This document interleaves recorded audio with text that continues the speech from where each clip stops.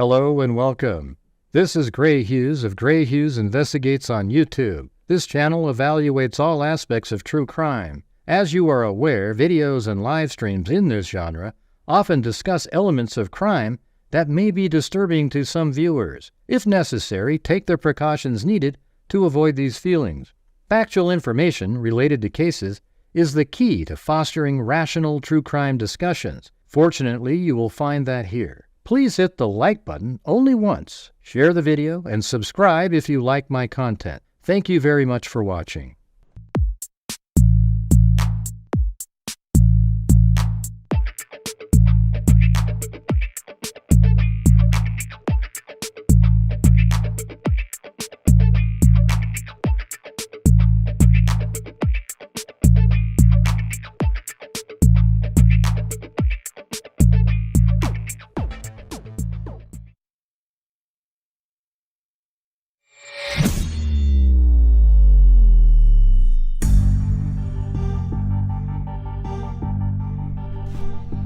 What's going on, freaks?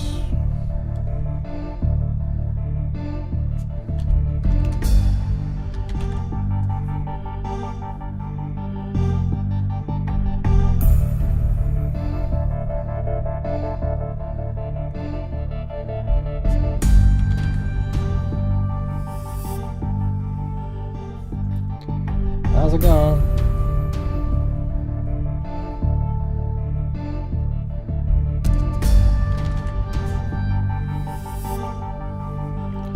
Gotta go out and share the video really quick.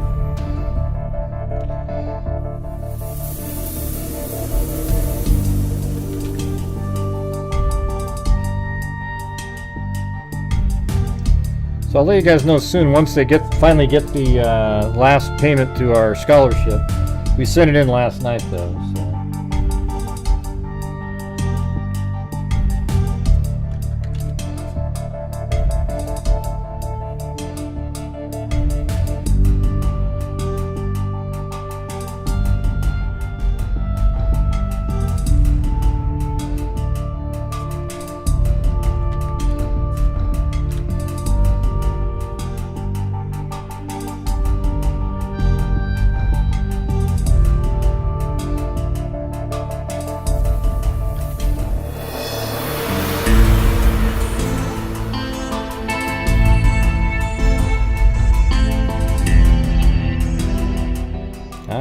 There we go.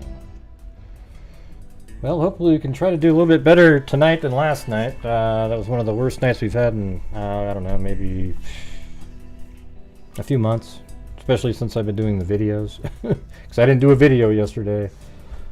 And wow. So anyways, thanks everybody for showing up here and, participating. I put out the video today. A lot of people liked the video, but every time you put out a video like that, you get these people that come over that are so indignant because it doesn't match what they believe. And so people go, "Gray, I like your video. I just don't like your, the way you talk to the people who watch." What do you mean the people who watch? I'm talking to the people who, in the comments, are just, it's absurd. Some of the stuff that they say in there. I think if you're one of the people who think Dylan Mortensen and Bethany Funk have something to do with it, then you've got a screw loose. Okay? Now I'm not saying it's not technically, quote, possible, right? Like 1 in a billion.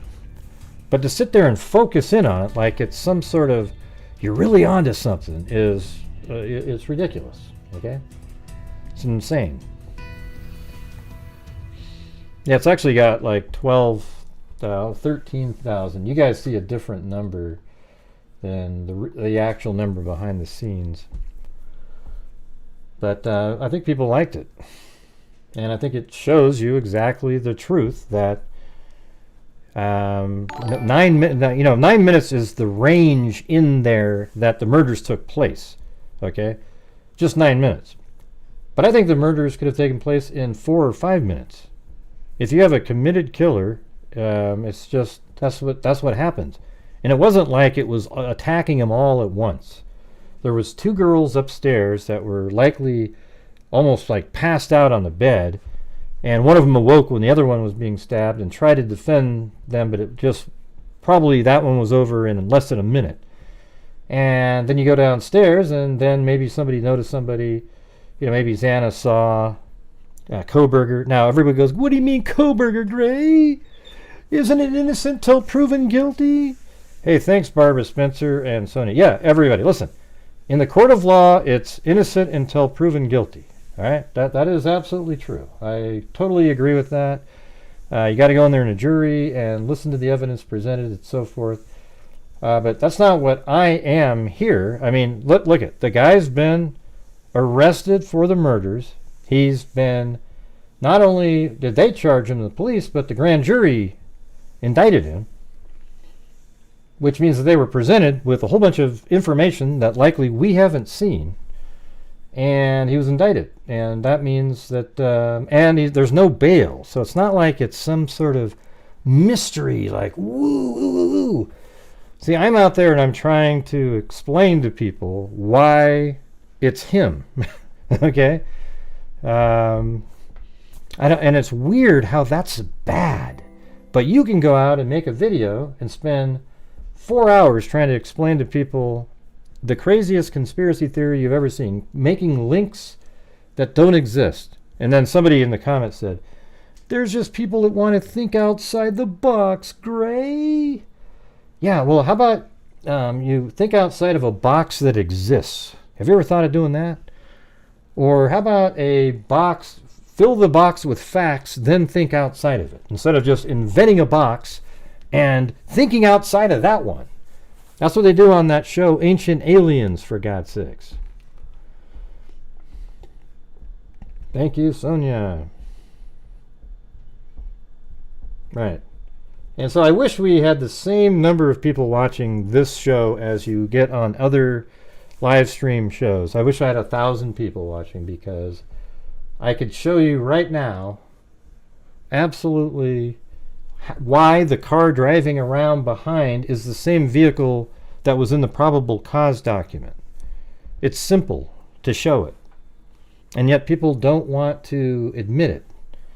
They think, that's not an Elantra, Gray. Well, what happened then? It shifted, it changed to a different car when it drove behind there, as opposed to the 1112 King Road camera.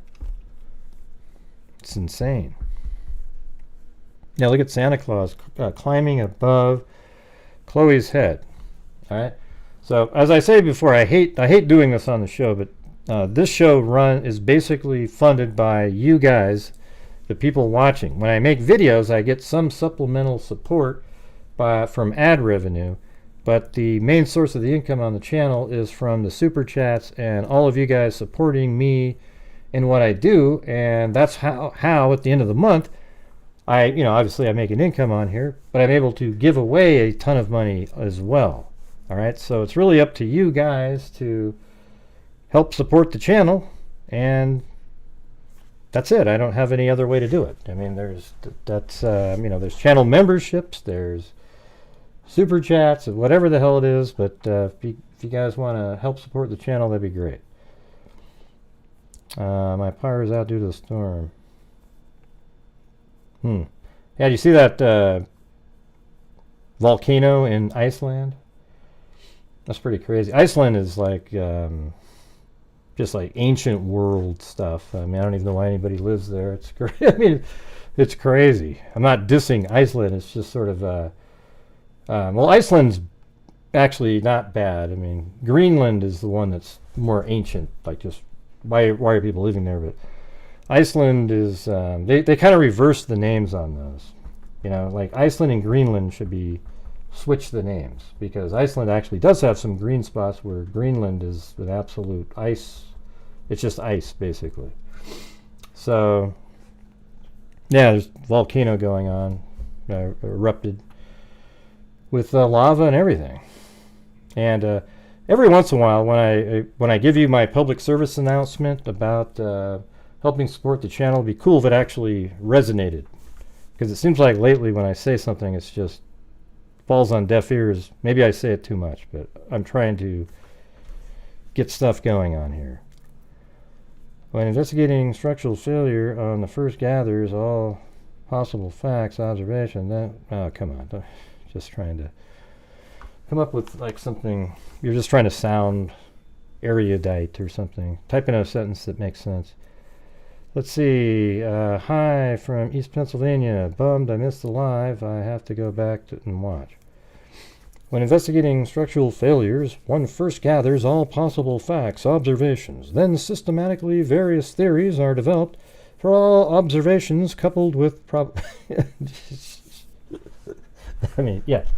You know, an easy way to say that is, yeah, after you gather information and put facts together, you can speculate reasonably based on those facts. Doesn't that sound better? Thank you.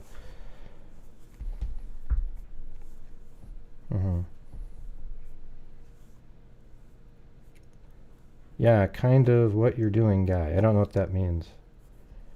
No, what I'm saying is you're trying to make it sound really... Yeah, I mean that's what I do on here, but your sentence was hard to... You know, it's just kind of a little too complicated for something so simply stated. I don't know where AI arm clock is.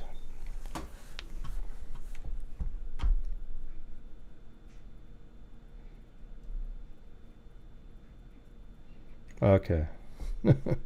All right. That's how you talk, though? Do you have a girlfriend there? Who's your bud?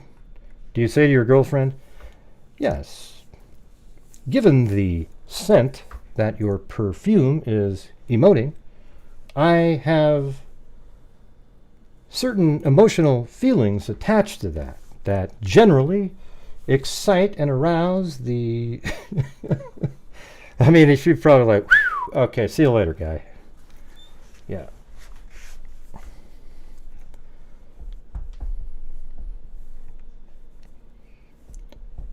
Yep.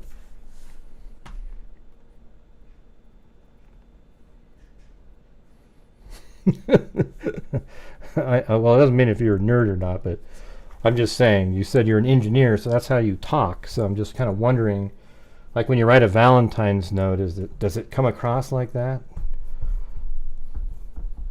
I'm just flipping you crap, dude. I don't really give a shit, to be honest with you. Let's see. All right, so I'm gonna show you something here,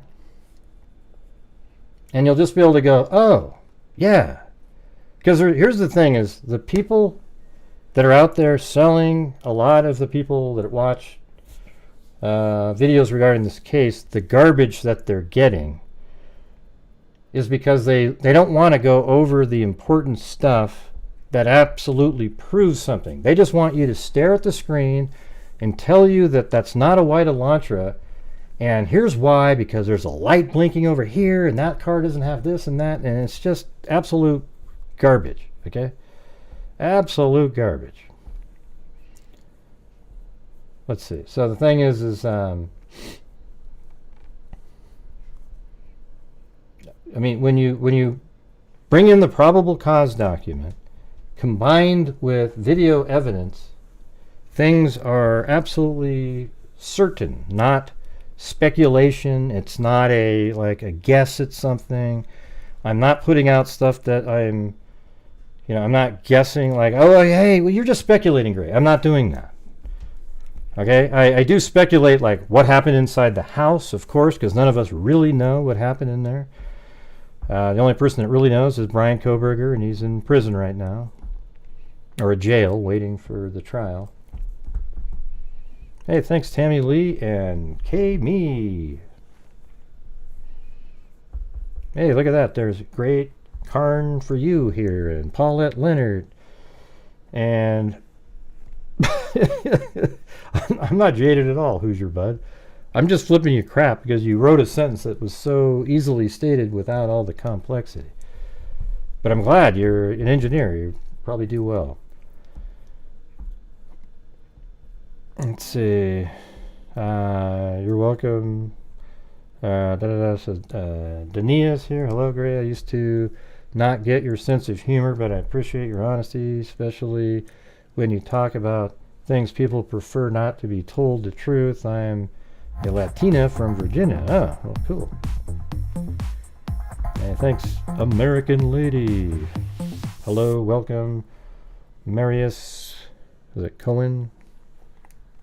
Danielle, Timothy Cecil, Linda Howell, as in Linda Molden Howe of the Cattle Mutilations and Crop Circles.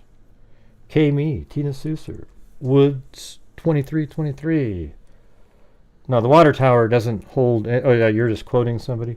The water tower holds the keys to the northwestern tunnel. There you'll find the entrance of 1122 Dungeon. From there, the 5 law enforcement agencies conduct their meetings. Is that a true... are you actually quoting somebody right there? Or are you just inventing that? Like, that's what they say. Because it sounds like that's what they would put out there. It's right out of the movie, the show Ancient Aliens. You guys ever watch that? Where you state something that's already fantastical, and then, assuming that's true, then you keep moving on down the line. Maybe I'm a little bit jaded there. Who's your bud? That's kind of a cool... Yeah, that is a cool name. Because it's like, it could be Budweiser, but who's your friend type of thing. And hey, Frida, what's going on? And here we go, right out of the gate.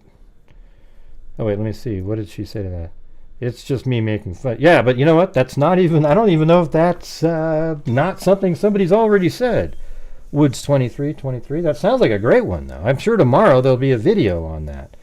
Just out of spite. And it'll be sort of mocking their own viewers, but at the same time, I could see them going, God, that's good. So the water tower holds the key to the northwest tunnel. There you'll find the entrance to 1122 King Road.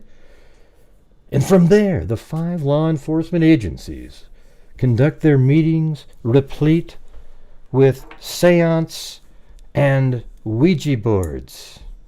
Sometimes they bring in Odinistic... Oh my God, we have a crossover. Was Bryan Kohberger in Delphi? Man, we just don't know at this point. We just don't know. But don't be surprised. Watch this. Want to see just something that you just... oh, now I got to go get the document again, unfortunately.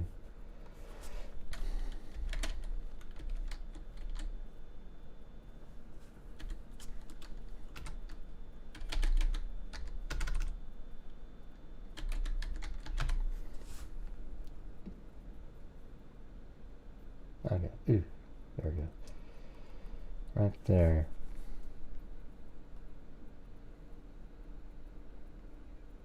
$15. Yeah, let me get a different one. I don't like having the highlighted portions on there.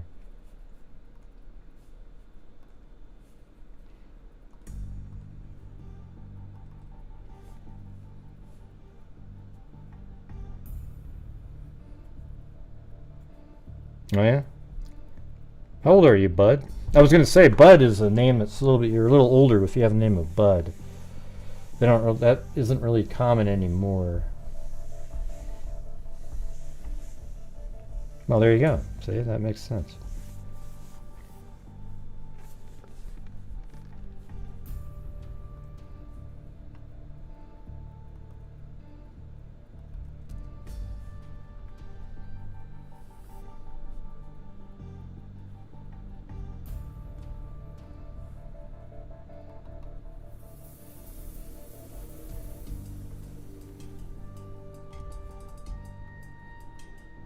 Okay, here we go.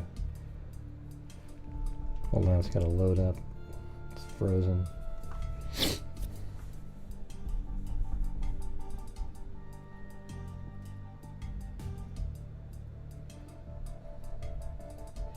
Well, anyways, I hope you guys appreciated the video today. But man, even that was brutal. No super thanks. Hardly anything going on in that one. Even though it was, it's got a lot of views, I can tell you that. But man, this has been a rough one. Around 12, 13. Of course, I don't promote that on there.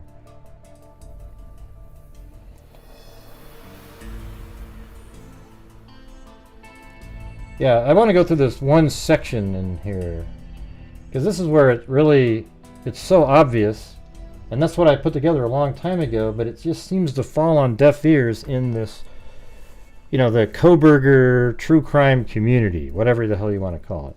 Somebody in my comments said, I'm not welcome in this community or something, and I said, what do you mean? This is my video and my comment section, and then they were like, just, it was kind of weird, like they didn't know what the hell they were talking about.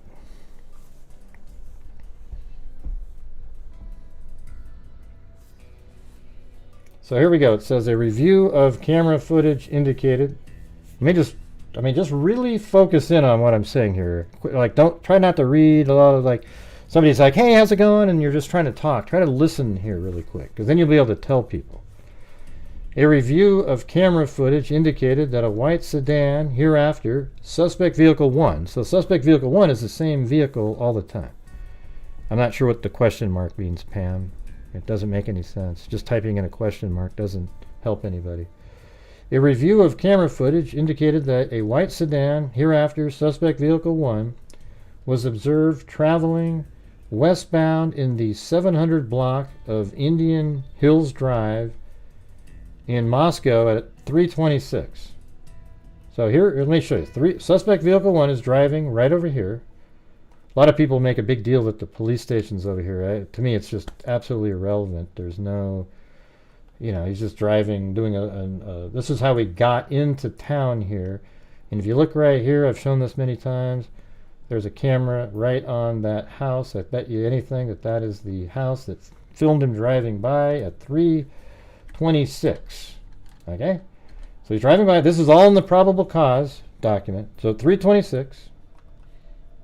Then we'll move it over here again, and it says Avenue and Idaho State Highway 95 in Moscow at approximately 3:28 a.m. It was at Steiner Avenue and State Highway 95. So if you go back to the map, that's right here. So after it drove from here around like this, 2 minutes later, which is exactly the amount of time that it takes, right here, that white Elantra drives by this A&W right here. And if you go to the A&W, I don't know how old this shot is. It's probably too old, but yeah, the newer images of the store have surveillance cameras up here. Okay, I think if you go out the street view right here, maybe. Yeah, that looks newer. Let me see if I can back up. Yeah, there it is.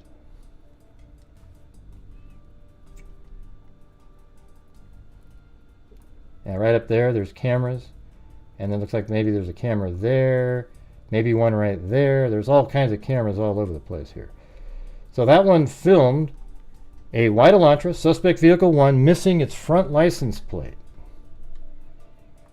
And it says right here, 320 on the video, it appeared suspect vehicle 1 was not displaying a front license plate. And remember, in Pennsylvania, they aren't required to have front license plates.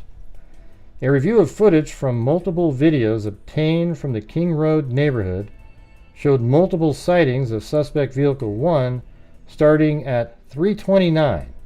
So here it is. Just picture that right there. So it says, obtained from the King Road neighborhood showed multiple sightings of suspect vehicle 1 starting at 3:29. Now, they don't give you the seconds on there. I doubt it was exactly 3:29, right? Could have been 3:29 and 30 seconds, something like that. So now that you've seen that,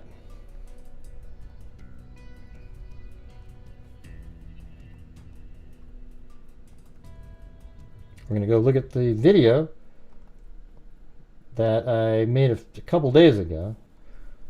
And this was also in today's video, but if you scroll through and look at right here, at 3:29 it shows up by King Road, but look when it actually, watch over here on the video, watch. So you already see a light there. So let me tell you right when you see a light. Okay, right there, you already see it starting to light up right there at 3:30 and 43 seconds. So that means when the vehicle appeared, after it was here at 3:28, it shows up in this area at 3:29, probably like 3:29 and let's just say 35 seconds or something. It comes around, and then you see the vehicle back here at 3:30. Okay, because there isn't any other lights that show up. You know, if a car came right into this area, you'd probably see some lights right there on this building over here. But you don't see any of that.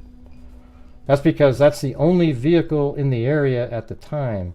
And there it is, 3:30 and 43 seconds, which matches the probable cause document absolutely perfectly, where it says it came into the area at 3:29. Then it says these sightings show suspect vehicle 1, listen to this, makes an initial 3 passes. So what does that mean, everybody, when you hear initial 3 passes? What are you to assume by that? What do you assume when you say initial 3 passes? What is it implying? Let's see what you guys come up with. Right, there you go. Woods 2323 said there will be another pass. And so did M. Faithful and Renee said that. Right, so there you go.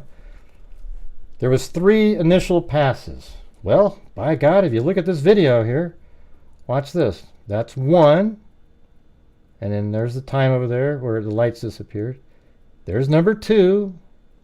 That one's at 3:30. When you see the light show up, it's actually 3:38 and 50 some odd seconds. But there it is, 3:39, 32 seconds. And then the third pass is at 3:57.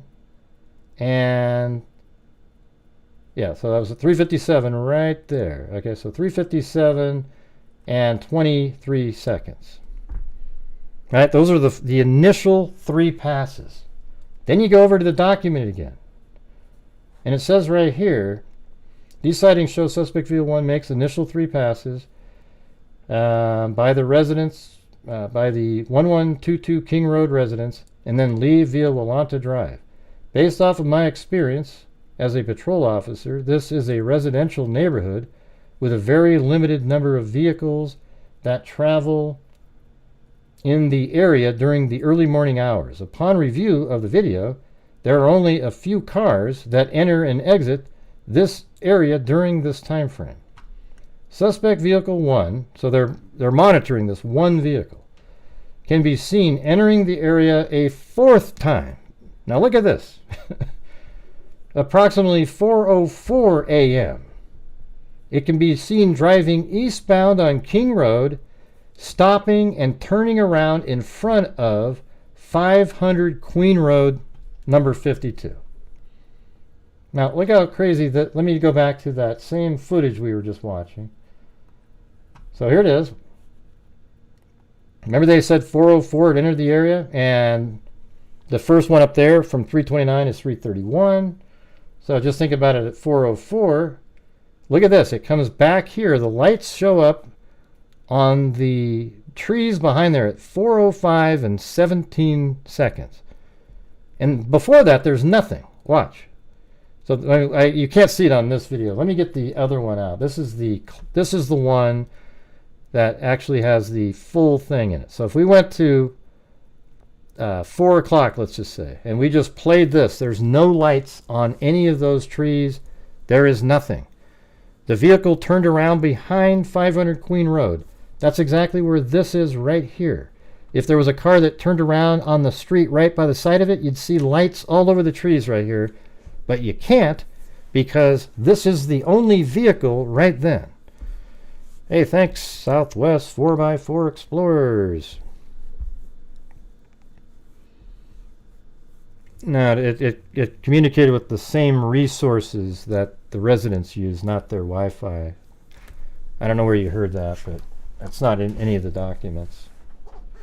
It said it contacted the same resources that service 1122 King Road. Right, so right now it's just clicking away, and I'll scrub it forward, but you can see, just look up there, there's no lights until right then, right? But that's the same one that I've got. That's 4:05 and 48 seconds. Thanks, Brown-Eyed Girl. Man, I almost thought the button was broken there. Appreciate that. Brown-Eyed Girl. Da-da-da-da. Yeah, we know there's cast evidence, Pam. We've talked about it 7,000 times. Yeah. and you're talking to MW, you got to say, put an @ symbol next to their name, Pam, or they don't know that you're tagging them. My understanding is his cell phone connected to their Wi-Fi. Yeah, all it said was his phone connected to the same cell phone resources, I believe, as the 1122 King Road residents.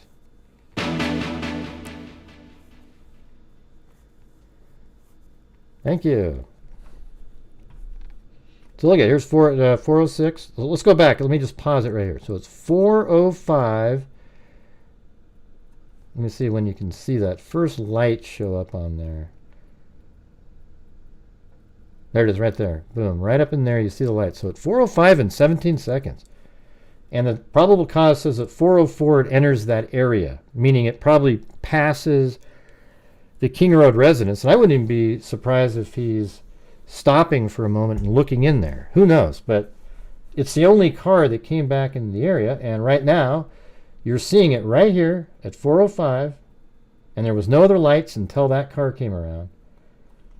And then I'm going to show you this in the way they have it worded so that there's no confusion here. It can be seen driving eastbound on King Road, stopping and turning around in front of 500 Queen Road, number 52. So let's play that again. So watch what happens right here.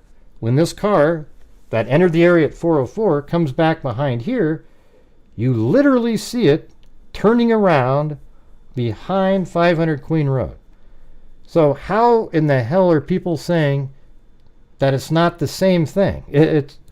Law enforcement knows it's a white Elantra because of the 1112 King Road camera that absolutely can show it as it's turning around, doing a 3-point turn. Right there it is. So here it is where it turns around. They know that it turned around behind there.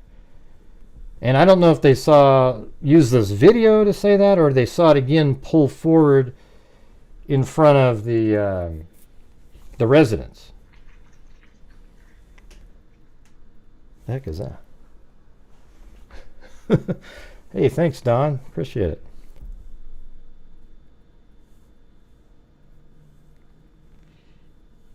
Okay, so this is the amount of time. Right now, the vehicle is driving like this, and it's trying to figure out how to turn around and park right there. It says that.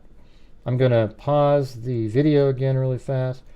So there it's 4:06 and 31 seconds. It's not back yet, but let's continue reading here where it says, suspect vehicle 1 can be seen entering the area a fourth time at approximately 4:04 a.m.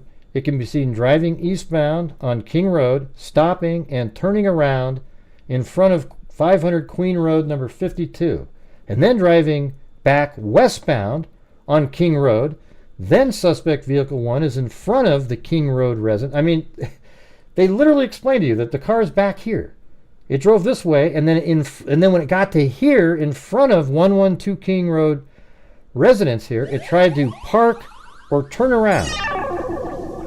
So when people say that surveillance footage isn't the same vehicle, you're crazy. You are a crazy person at that point. Or either that or just unable to comprehend really simple shit. And I'm not trying to be mean, I'm just telling you the truth here.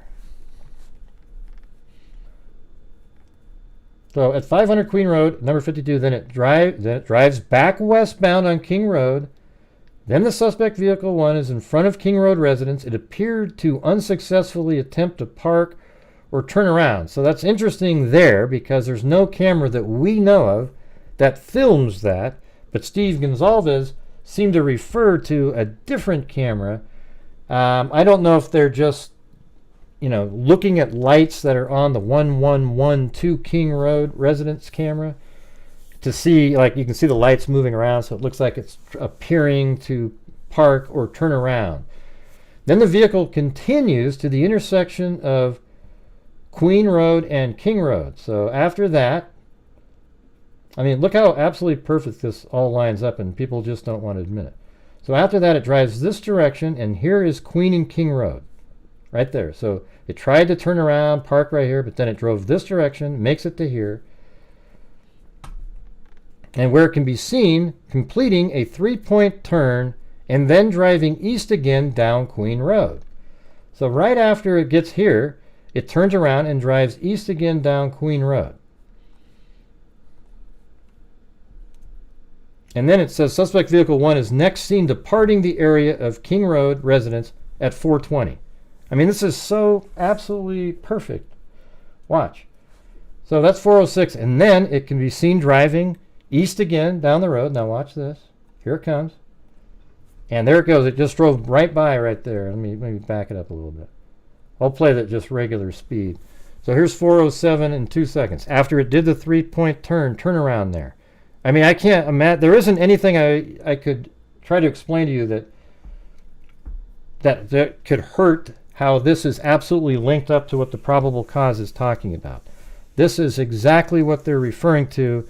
They may have used this and the camera on 1112 King Road, and maybe there's another one. I don't know, but there it is. After it did that 3-point turn, it's coming around. And now we look up here and it's 4:07 and 40 seconds.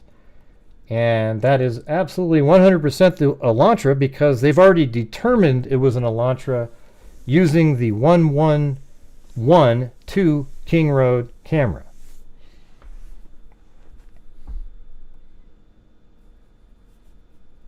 Does that make sense to everybody? I just want to make sure everybody's on the same page. Yeah, well, that's what I've said, the Elantra convention. She stole my joke. Let's see. I mean, it's even in my videos. Good job there, Russian Aloha. Jesus.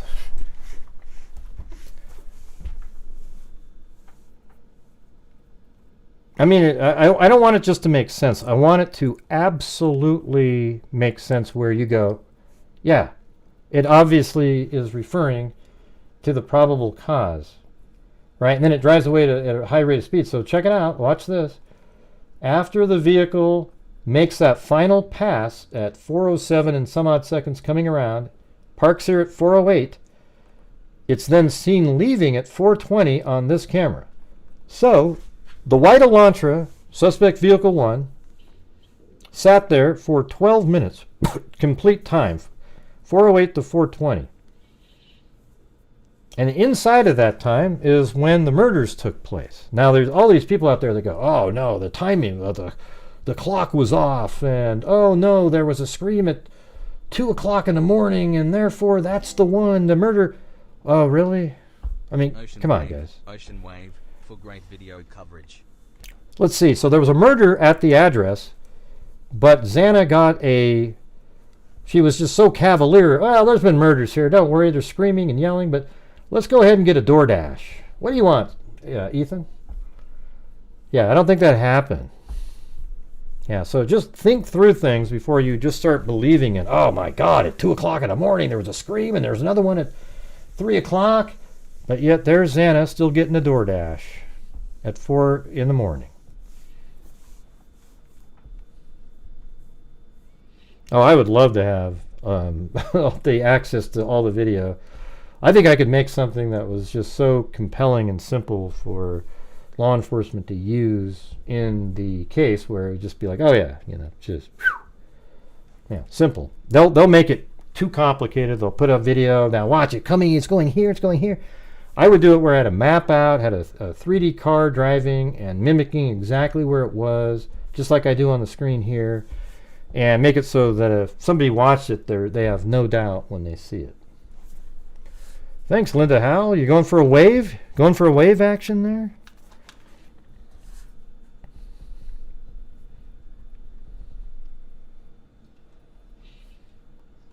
And then at 4:20, it goes away at a high rate of speed. And see, this is, I'll just do this part really quick so you just know. We don't have to go through the probable cause, but it goes like this, ding, ding, ding. It heads down in this direction. It does word it exactly why I show you where it went. It says down here, based on my knowledge of the area and review of the camera footage in this neighborhood that does not show the suspect vehicle 1 during that time frame. So that means when it did its loops and so forth, it saw the vehicle, but then it didn't see it here. And I believe that suspect vehicle 1 likely exited the neighborhood at Palusa River Drive and Conestoga. And there you go. And when you look at the map, he comes out. This is the only way to really do that logistically. And then you come out right there, and then we have their whole drawing where the vehicle comes down here, comes across, its phone pings, his phone turns on near Blaine, Idaho. I have it down in this area at 4:48. 28 minutes after the murders, his car is heading away. And then, okay, well, that's his phone, everybody. That's his phone. Oh, well, then all of a sudden, exactly the amount of time you would expect, at 5:25, the vehicle is seen, the suspect vehicle 1, driving by at 1300 Johnson Avenue, and then his phone pings again at 5:30 right here. So you can mildly, you know, logistically, you should be able to link his cell phone to the white Elantra at this moment. Thanks for all you do, great. Because what else is it doing there? Hey, thanks, Great Dane Mom, Cindy J, and 4x4 Explorers. Oh, look at that. Lanky Tour gifted 5 memberships. We got Welcome to Christy Girl, 7 Beauties, Kristen Ann, It's a Crying Shame, which seems like you're always, I thought you were a member, and Kate. Awesome. Okay, so we got that, and then at 9 o'clock in the morning, he drove right from Pullman, Washington, right over to the crime scene, did a quick drive-by. He was probably trying to admire his work. He wasn't going to go try to get his... I don't believe it makes any sense that he was going there to look for his knife sheath. It just doesn't make any sense. You wouldn't put yourself at that big of a risk, especially how clean the knife sheath was. I think he intentionally cleaned that. And then he drove back home, right? Then probably, I don't know, 11:30 or so, he took off again, and he goes all the way down to Clarkston, Washington over here, where his phone, the same phone that was at 4:28 was just south near Blaine. It pings right here by Kate's Cup of Joe. Can a cell phone still try to connect to random... I don't think so. I think that's what the whole point of airplane mode is that it takes off all those kind of communications. Like, you can use your phone in terms of, like, you know, apps and stuff on it, but you can't connect to anything. All right, so right here, remember the same phone that he turned on at 4:48 by Blaine? Well, that phone connects to Kate's Cup of Joe right here. At the same exact moment, a camera at the U.S. Food Chef store films at 12:36 a white Elantra that matches suspect vehicle 1. Right? Now you might go, well, that still doesn't prove it. A pelican could be flying around with the phone on top of his head, just hovering over the car. We just don't know at that point. But then a minute later, the pelican theory disappears because the vehicle pulls into Albertsons 10 minutes later here, and lo and behold, out comes Bryan Kohberger.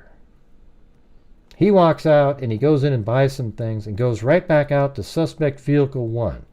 But then you go, well, did his phone ping there? But then that's where you use the common sense factor, where it was just right here, and then 10 minutes later, it's right there. What are the odds that Kohberger... If Kohberger's phone was right here, that means he's with his phone, and that means that this camera shot is Kohberger in the white Elantra.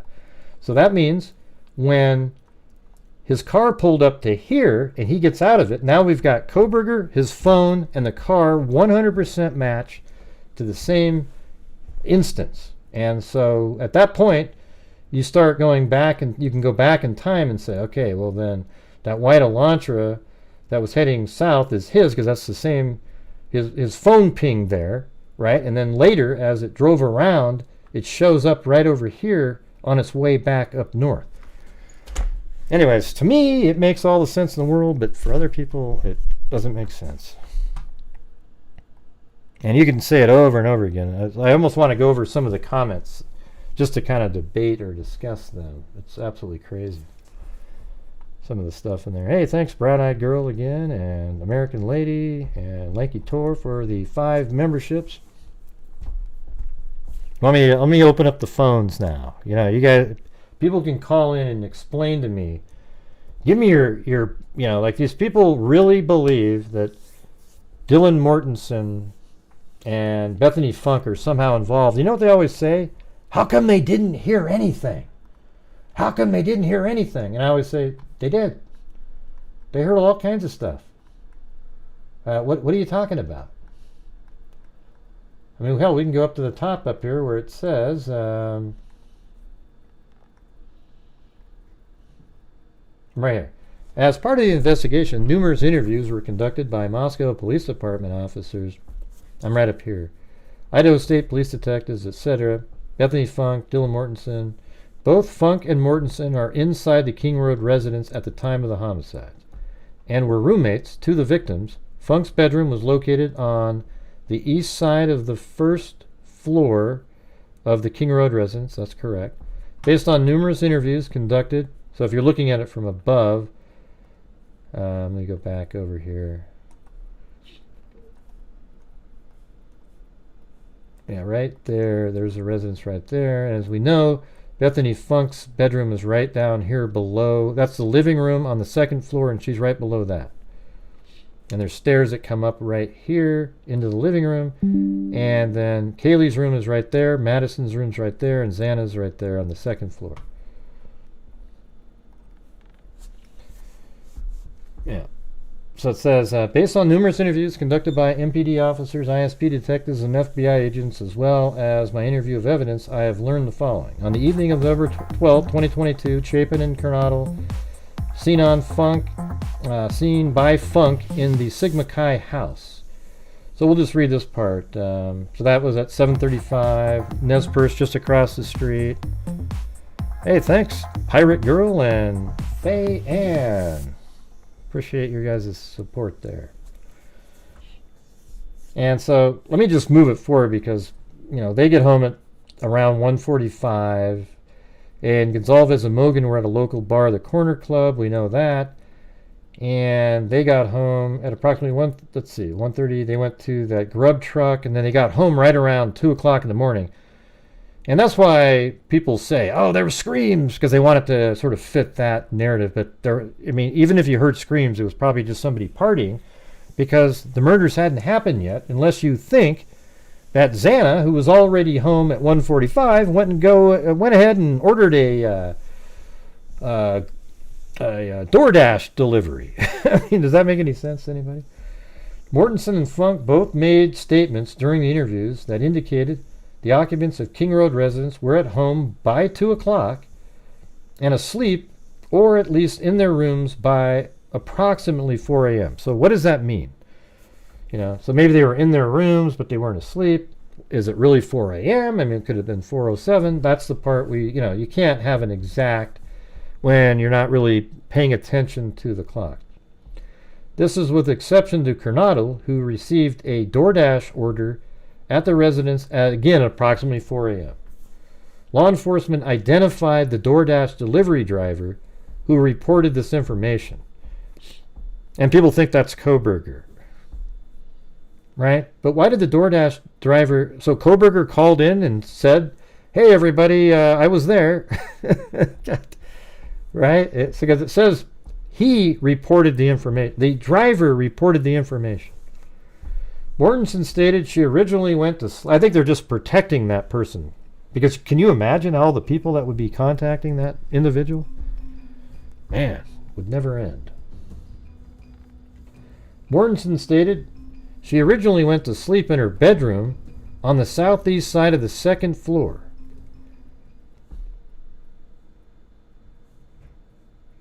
Let me think. I still have that open. I wonder if I should open up... Yeah, I still have it here. Wow, that's great. Awesome. Didn't even realize it. So just think about it like that. That's Mortensen's room right here in that animation. I just happen to have that still open from yesterday.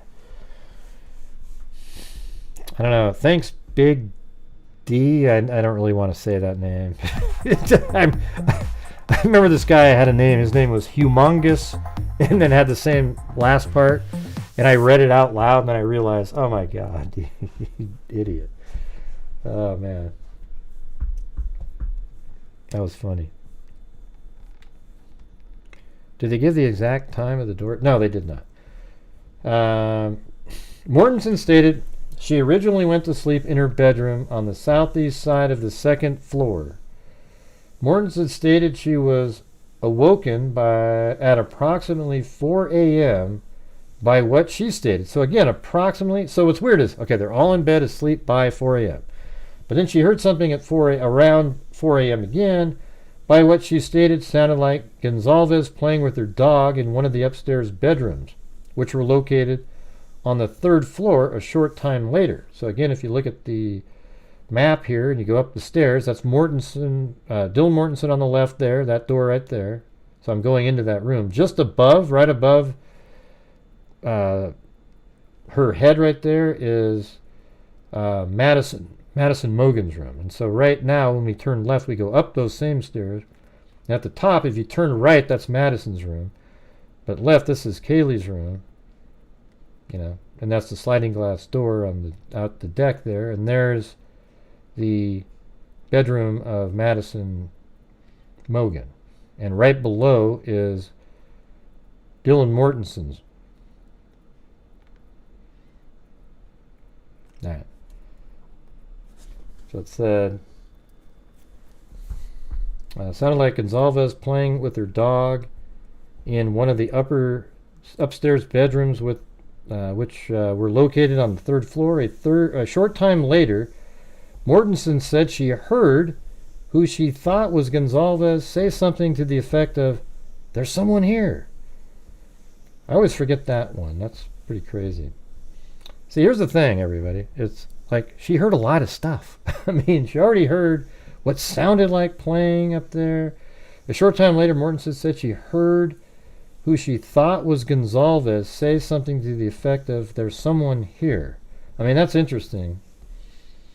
Review of records obtained from forensic download of Kernodle's phone showed this could have also been Kernodle, as her cell phone indicated she was likely awake and using TikTok at approximately 4:12. You know, it's interesting, like you can literally, you know, on here, this is the moment she's on TikTok. Right? Like she's on TikTok right at this time here. And you could be looking at that in that video that I just put out earlier today. And when you get to the 4:12 mark, you could just realize that at that point, she's on her TikTok. And maybe it was just on and still open on her phone. We don't really know. Mortensen stated she looked out of her bedroom but did not see anything. Right? So that means she heard stuff. And that's why she looked out of her door.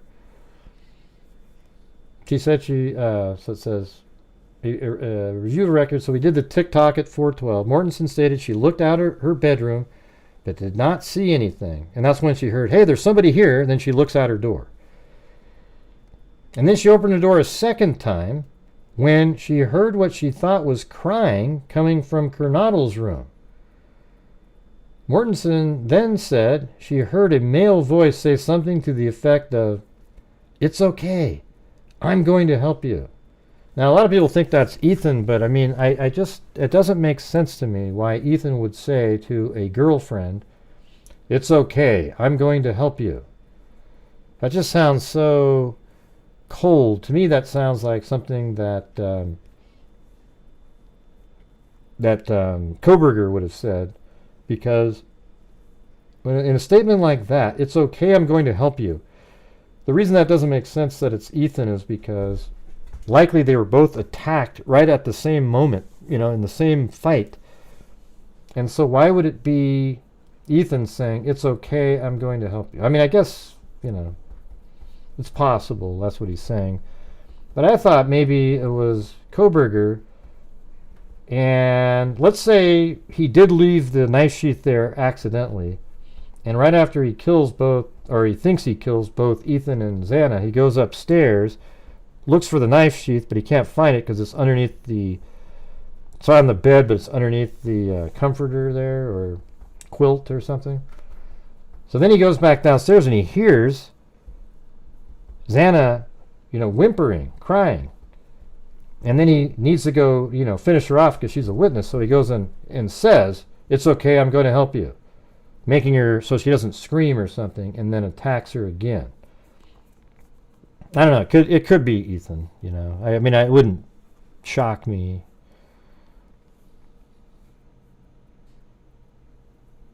No, that's not what he said, though. "Ma'am Faithful, you're just inventing what..." It says, "It's okay, I'm going to help you." Not, "Can I help you?" It didn't say that.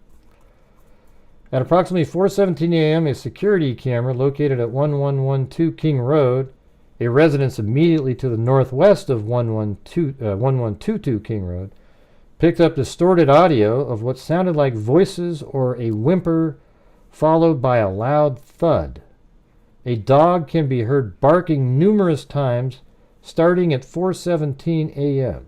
The security camera is less than 50 feet from the west wall of Kernodle's bedroom. I don't think that part I don't think is accurate. Because here's the west wall. Let's just give it right to the edge of the roof right there, just to give it as much distance as possible. And if you click it, let's just go at the very edge of the room to get as much as we can. And then we know that those are the stairs and the camera was right there. So let's just move it back and put it by maybe the door, maybe it's underneath an awning or something there. And that is 55 feet, just giving it as much break as possible there. So it's definitely not 50 feet. I can just tell you 50 feet would be you're right there, and that wasn't the way it was. It's right over here. Not that it matters. I mean, 50, 57 feet, it doesn't mean shit, really.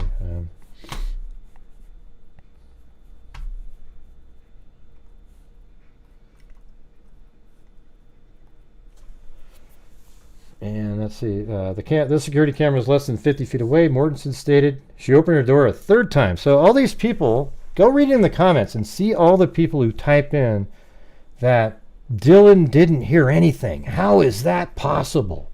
Do any of you think that? I mean, just reading this right here, it's as if some of these people just listened to some YouTuber and never read or were told what it says in this document right here. I mean, so put a 1 if this is the first time you've heard, "Oh, wow, she did hear things." I just want to know if there's people that are watching that are almost dumbfounded because they weren't told that. And if not, I guess our crowd here are all people. Come on, Lillian, you knew that. You've only heard it 1,000 times.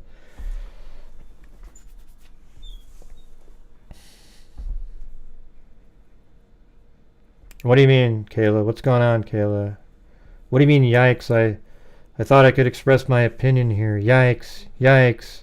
The show isn't about you, Kayla. I can trust me on that one. I mean, you come in here and make a comment out of nowhere, nobody knows what you're talking about. You can say whatever the hell you want to say, but people are also have the right to say something back as long as it's not, mean. We don't even know what she's talking about, Johnny. What are you talking about, Johnny?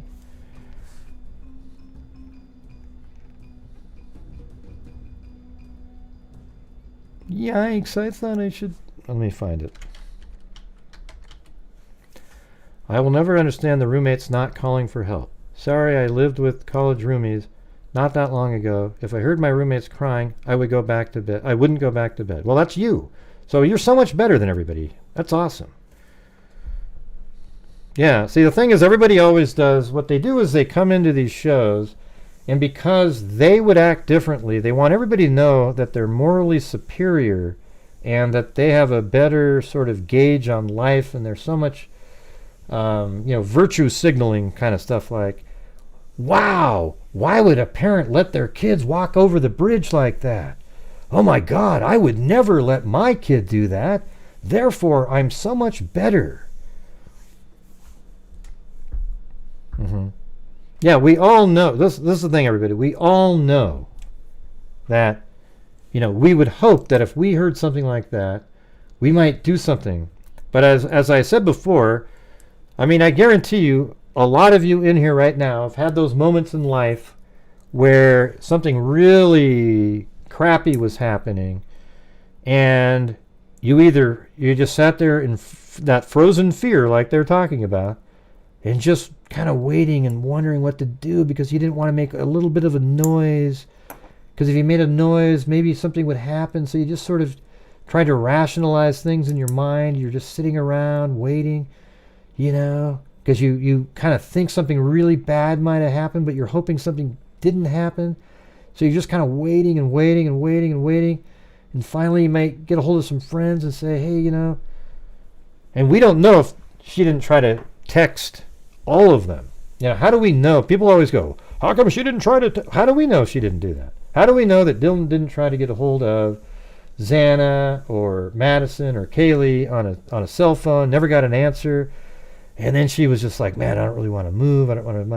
I just don't understand the absolute hate for these people. It wouldn't have saved anybody's life. She probably saved her own life. Now, if she had walked out and said, hey, what's going on here? She'd be dead right now. But yeah, you can definitely say whatever you want to say there, Kayla. We're not going to boot you out of here. You can say what you want. And we're snowflakes. Hey, everybody, we're snowflakes. What an idiot.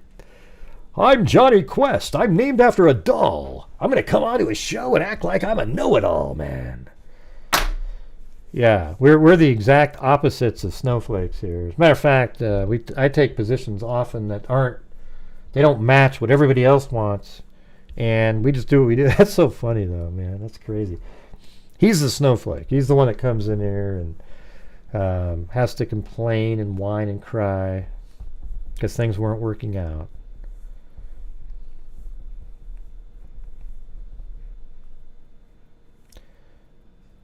Yeah, everybody can say what you want to say. Nobody said you can't say something, Kayla, but we don't have to agree with you, right? So when you say something like people don't agree with you, right? So you'll say like, oh my God, Dylan should have done this and that.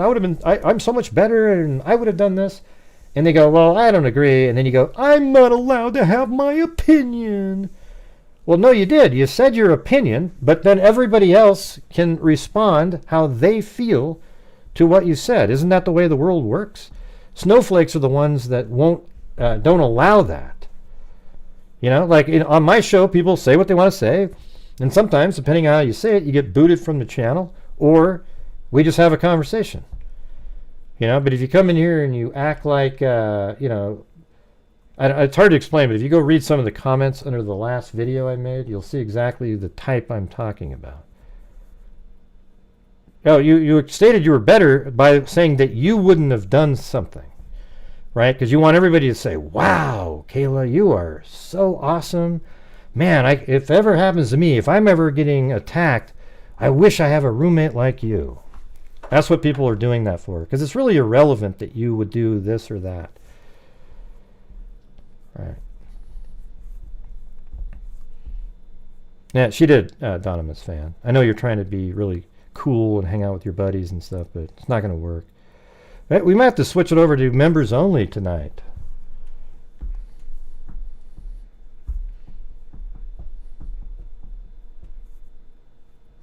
Yeah, you're just chatting. Yeah, but the problem is you're on the guise of just chatting. What you're doing is you're trying to indict Dylan Mortensen and Bethany Funk because you wouldn't do it. Therefore, there's something just not right here.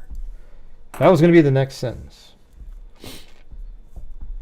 But anyways, guys, we are now an hour into the show. If you'd like to help support the channel, let's see where we at on the... We're only about halfway on the nightly goal. It used to be more than that, but at times it slowed down in the last month or so.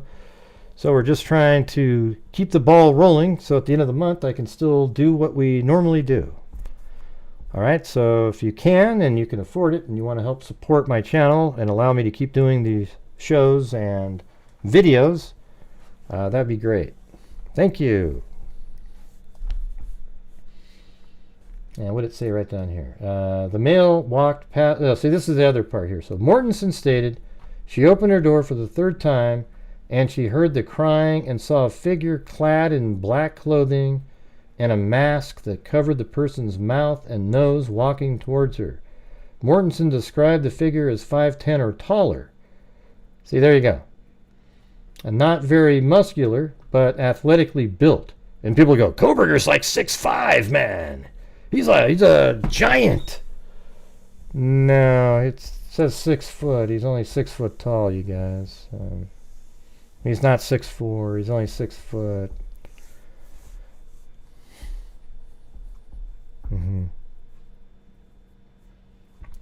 Anyways, athletically built with bushy eyebrows. The male walked. Yeah, sorry, a male, not very muscular, but athletically built with bushy eyebrows. The male walked past Mortensen as she stood in a frozen shock phase. The male walked towards the back sliding glass door. Mortensen locked herself in the room after seeing the male. So all the times before that, she just wasn't sure. She kind of kept opening the door, wondering. And then she sees him walk by. And when he walked by, then she locked herself in. She locked herself in the room after seeing the male. Mortensen did not state that she recognized the male. The lead investigator, which leads investigators to believe that the murderer left the scene. The combination of Mortensen's statement to law enforcement, reviews of forensic downloads and records from Funk and Mortensen's phone, and video of suspect video as described below leads investigators to believe the homicides occurred between 4 a.m. and 4:25 a.m. I know that most of you guys probably don't like it when I address people and go off on some tangent sometimes, but it's so difficult. You know, it's like you're doing a show and you get these people that try to come in and derail it. You know, they build coalitions and they try to be like on the same team. And I don't have time for that kind of garbage, you know. I just don't. This is just a show where we talk about true crime, go over cases. I've got another one that I'll be doing that I'm just starting to look at, the Lydia Abrams from 2020. That's a crazy one. It's almost like a Morphew situation. Well, another public service announcement that fell on deaf ears. Oh, look at Dana jumped in there. Thank you very much. Yeah, it might be entertaining. But some people don't like it, you know. Like when you're watching, you'll see 540 people watching. And then when I talk to somebody, then you get like 485. And as soon as you get back to the case again, more people show up. It's crazy. No idea.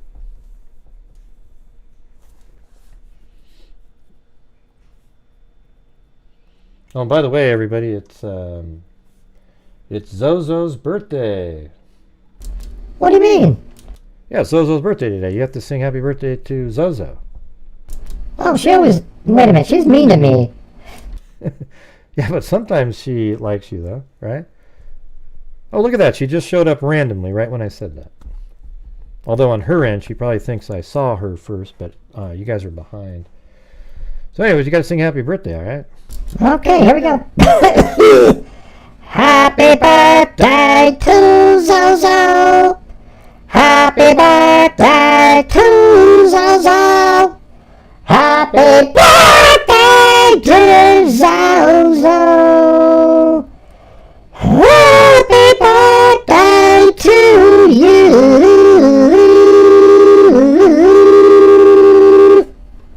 And many more. That was terrible, Mary Lou. You don't sound too good yourself. Yeah, not too bad there. Not too bad.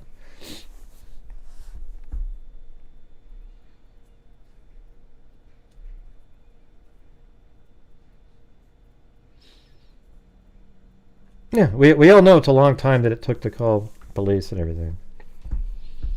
I think what it probably was something like they waited for a while to see if the coast was clear to come out late in the morning, and then finally they come out and she sees somebody, and then maybe she took some time to get, she had to get a hold of somebody to come over, but she didn't really go right up to the person because she was freaked out. I don't really know, man. It does to me. It doesn't matter though. It's like the world isn't perfect. People aren't robots that do exactly what you think they're supposed to be doing at all times. Thanks, Junipers, Tarot, and Astrology. Nah, but when people ask those questions, they are victim shaming, because what you're doing is you're trying to wonder how they're involved. Like, how could they possibly be? It's not shaming, but you're implying they're connected. I've seen it. So even though you have those thoughts and you're saying it, ask yourself why you want to know the answer to the question.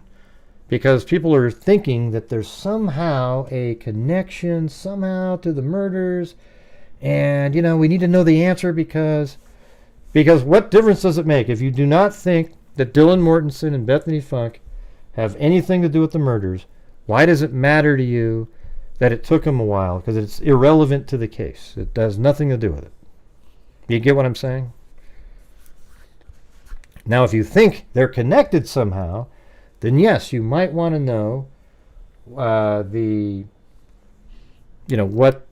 reasoning was. So that's what I'm saying.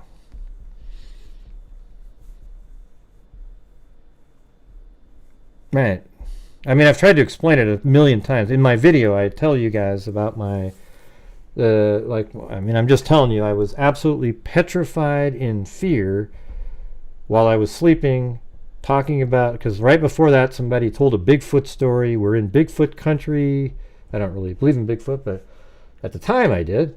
I was 10 years old, and I literally heard a little, and I couldn't sleep all night, and I just sat there so scared, didn't even want to open my eyes because I didn't want to see it, because if I saw him, I don't know. It was just so weird. And then the light came out, and I still didn't move, and then finally I heard some voice outside. And then I think that's when I realized that it was just somebody right next to me snoring the whole night. Yeah. Yeah, but I don't know. Yeah, but see, again, what difference would that make, Zozo? So that's what I'm saying. See, normally I like to figure out how things happen, but it's the stuff related to the actual case. Now, there will be talking about, like, hey, why didn't they call law enforcement?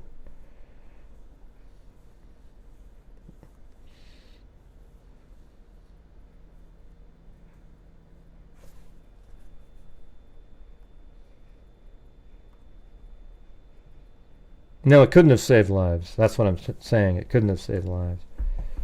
The wounds that they had were all fatal quickly. It was brutal. So yeah, law enforcement wouldn't have been there in 6 minutes from, hey, I think I hear somebody. Of course, when you're somebody like that, you're going to wait a while because you have parties at your house all the time, so you're just not really sure. Yeah, so no lives would have been saved had Dylan been able to call even earlier. Might have been easier chance at an arrest, perhaps, because maybe, maybe could have. I don't know how. I don't even know that. That's if he was already out of the neighborhood, it'd still be the same situation.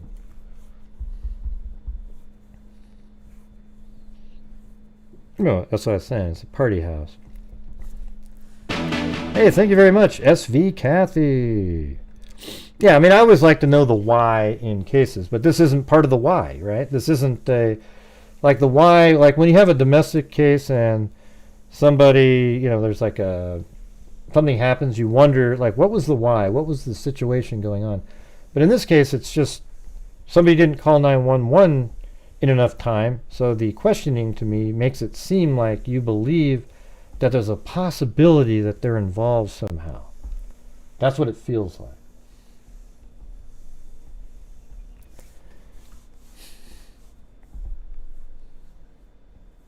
What story, MW? What are you talking about?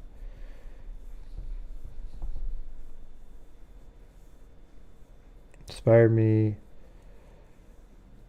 Yeah, we all have curious minds, but I'm able to not be curious about stuff that doesn't matter. That's where I'm different. So a lot of times I frustrate people because they want to have answers to shit that has nothing to do with anything. And then they go, oh, I don't know, great. And I'm just like, can we move to the important stuff? Yeah, it's totally filled with trolls. Maybe I'll switch it over to members only. Should I give that a shot? See what happens? And by the way, we can do the call-in now if you want. So if you're out there and you feel like calling in and explaining your amazing theories, go ahead and do so.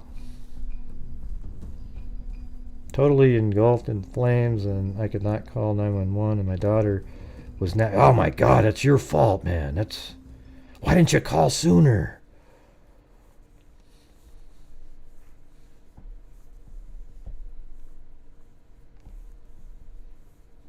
Mm-hmm. Yeah, to me, it's just one of those things. I'm not curious. I mean, I wouldn't mind knowing the whole story when she explains it. But here's what I think. I think when Dylan Mortensen takes the stand, it's going to be a lot more detailed than what we see in the probable cause document. I think there's going to be a hell of a lot more in it, and we'll get to know all these different things. And maybe it'll be interesting or not, but it's definitely not. It's absolutely unrelated to the case in terms of like what happened that evening. She saw stuff and heard things, and it helps sort of fill in some of the timeline.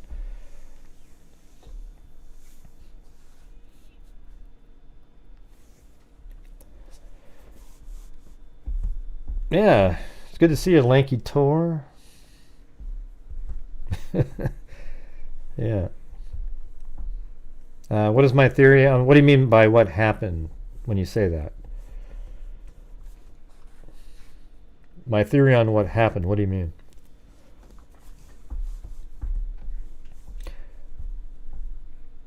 Oh, the Timothy Lake one? Yeah, it's pretty crazy. Yeah, it's a while, it was horrible. And I've had other moments, like, crazy things, they went away, got better fast, but when you're a kid, I lived in a house so much like it, and there were practical jokes, drunken foolery. It's interesting, like, she goes out of her door 3 times, so it must have sounded a little different, like just something. But then when she saw the person leaving, and then she locked her door, I think at that point she was sort of at, like she called it, frozen shock phase. That's exactly right.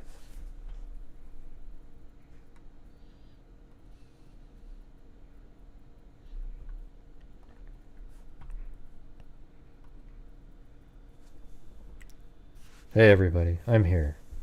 Ugly Gray. Yeah, I've done Carly Goose. To me, that one's just done, and I don't know what to do next on that one. It's been over for a long time.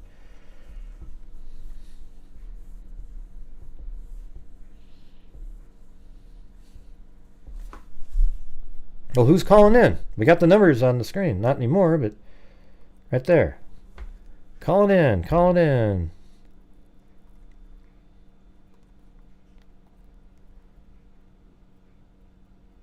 Let's see. Play. Sound. There we go. Why what? Well, tell me what your theory is, man. So what somebody up above asked me what I think happened. Well, let's see. My overall theory would be that Bryan Kohberger was observing Madison, maybe Kaylee, on social media, maybe tried to befriend them at some point, maybe even while he was in Pennsylvania, and he chose maybe that location because he was trying to emulate Ted Bundy, who also moved from Pennsylvania to Washington. So he's trying to be friends, but they're not really responding, and then he's got a little bit of an anger issue towards them, kind of like Elliot Rodger. Why can't people like me? He would go Even at some bars he got kicked out of and put on a list because he was creepy, very strange person. And so then he moves over there to Pullman, Washington, and he's still infatuated with Madison and Kaylee. Probably, I think Madison's actually the target, everybody. I know people want to say it's Kaylee, but I think it's Madison. And that's my opinion. And then I think he started going over there and stalking the residents over and over and over. Like 12 times he was there, and he learned he was gonna give some retribution here because they didn't like him. You know, there really isn't a why here. This is like a serial killer type brain. And he goes over there. I think this was going to be the first of many killings he would have done had he not been caught. I think this is, so for me, he is a serial killer who isn't one because he doesn't have the requisite number of kills, but he was going to be one because these girls were killed. Everybody was killed in that house for no reason of any kind that is rational. So anyways, he goes over there and he was studying the house, learning the routes out over and over again. He knew how to get in and out, do the little looping situation, and how to get out through Walanta Drive, Conestoga, and then out to Palouse River Drive. And he learned all those things. And then finally on that night, he leaves his area at like 2:47. He turns his phone off, and then I don't know, like 40 minutes later or so, he's seen the vehicle seen in the area, and I think he just drove over there, and he was just waiting. He wasn't sure, so he went kind of late, thinking they were already going to be asleep. And then he was probably getting annoyed. My God, they're not asleep yet? He got there at 3:30.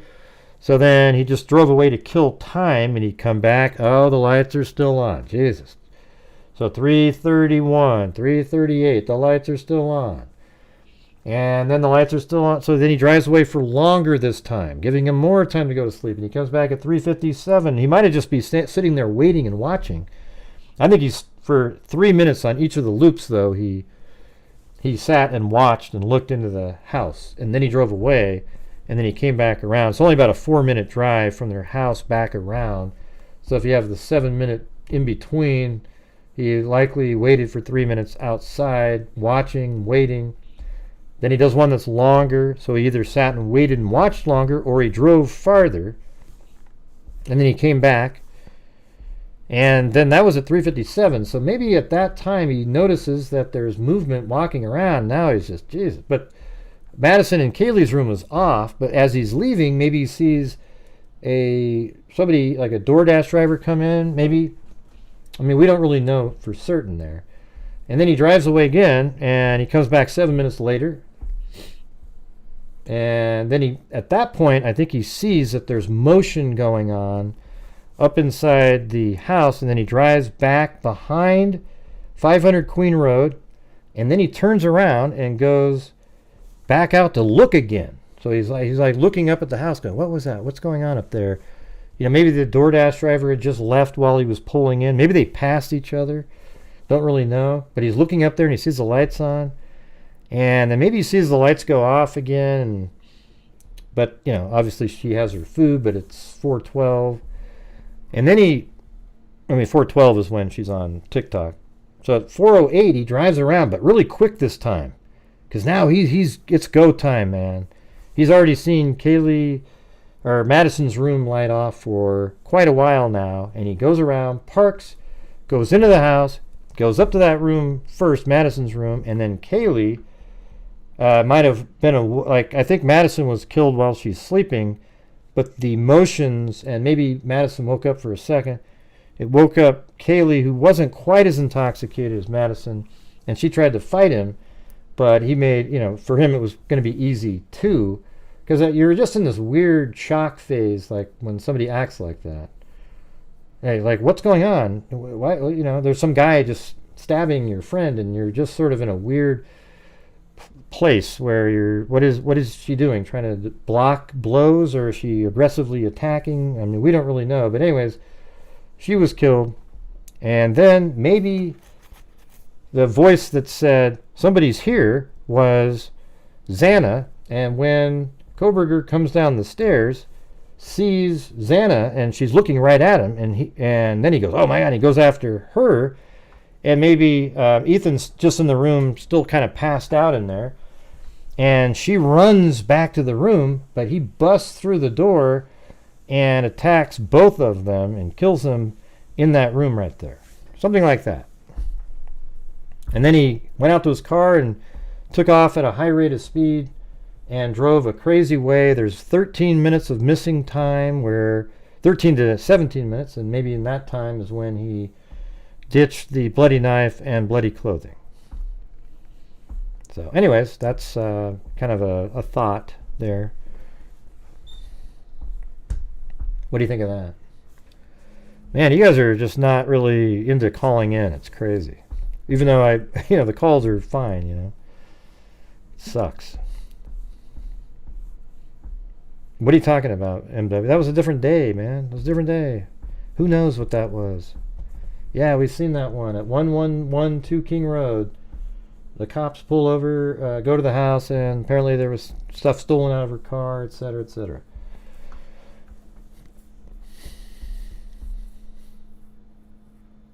I'm not. It's not about like just talking. It's like calling in about the case.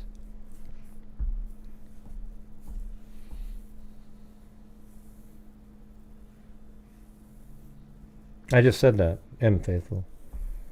I don't think he came out of the room, though. Could have,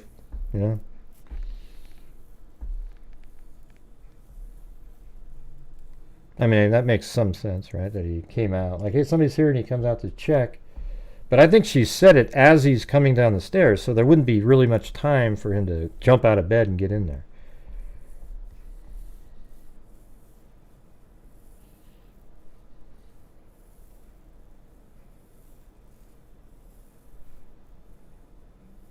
Yeah, my original thought was that he went there to kill all 4 of the girls in that house, and that really still could be what he originally went there to do, was to go in the house and kill Madison, Xana, Bethany, and Dylan Mortensen, because I don't know but it could be that he didn't know that Kaylee wasn't still living there, that she just kind of came back to visit. So it could be that he was just going to kill them all. And I think, Ethan threw a cog in all that, created a problem. Yeah, so I'll say it again on here. See, every single night on this channel, everybody, the freaks, we raise funds to help support my channel, and we give a ton of the money that I bring into the channel, I give away to charities, and without you guys helping the channel, I'm not able to do that to the extent.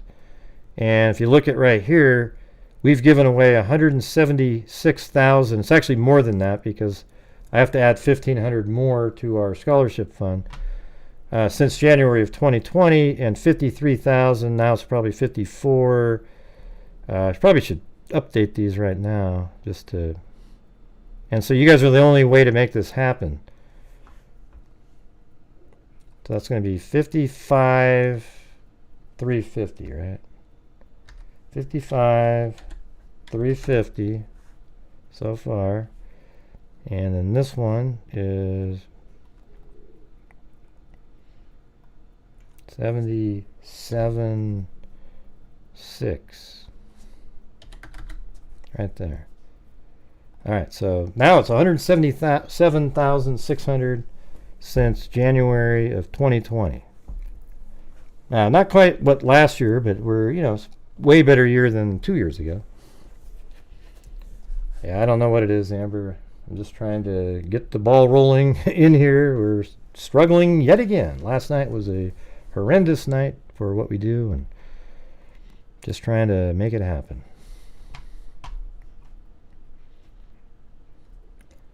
And there's all these people that keep saying that they know how many times these girls were stabbed. And that's never been in any documents out there. Oh, she was stabbed 56 times. How do you know that? How the hell do you know that?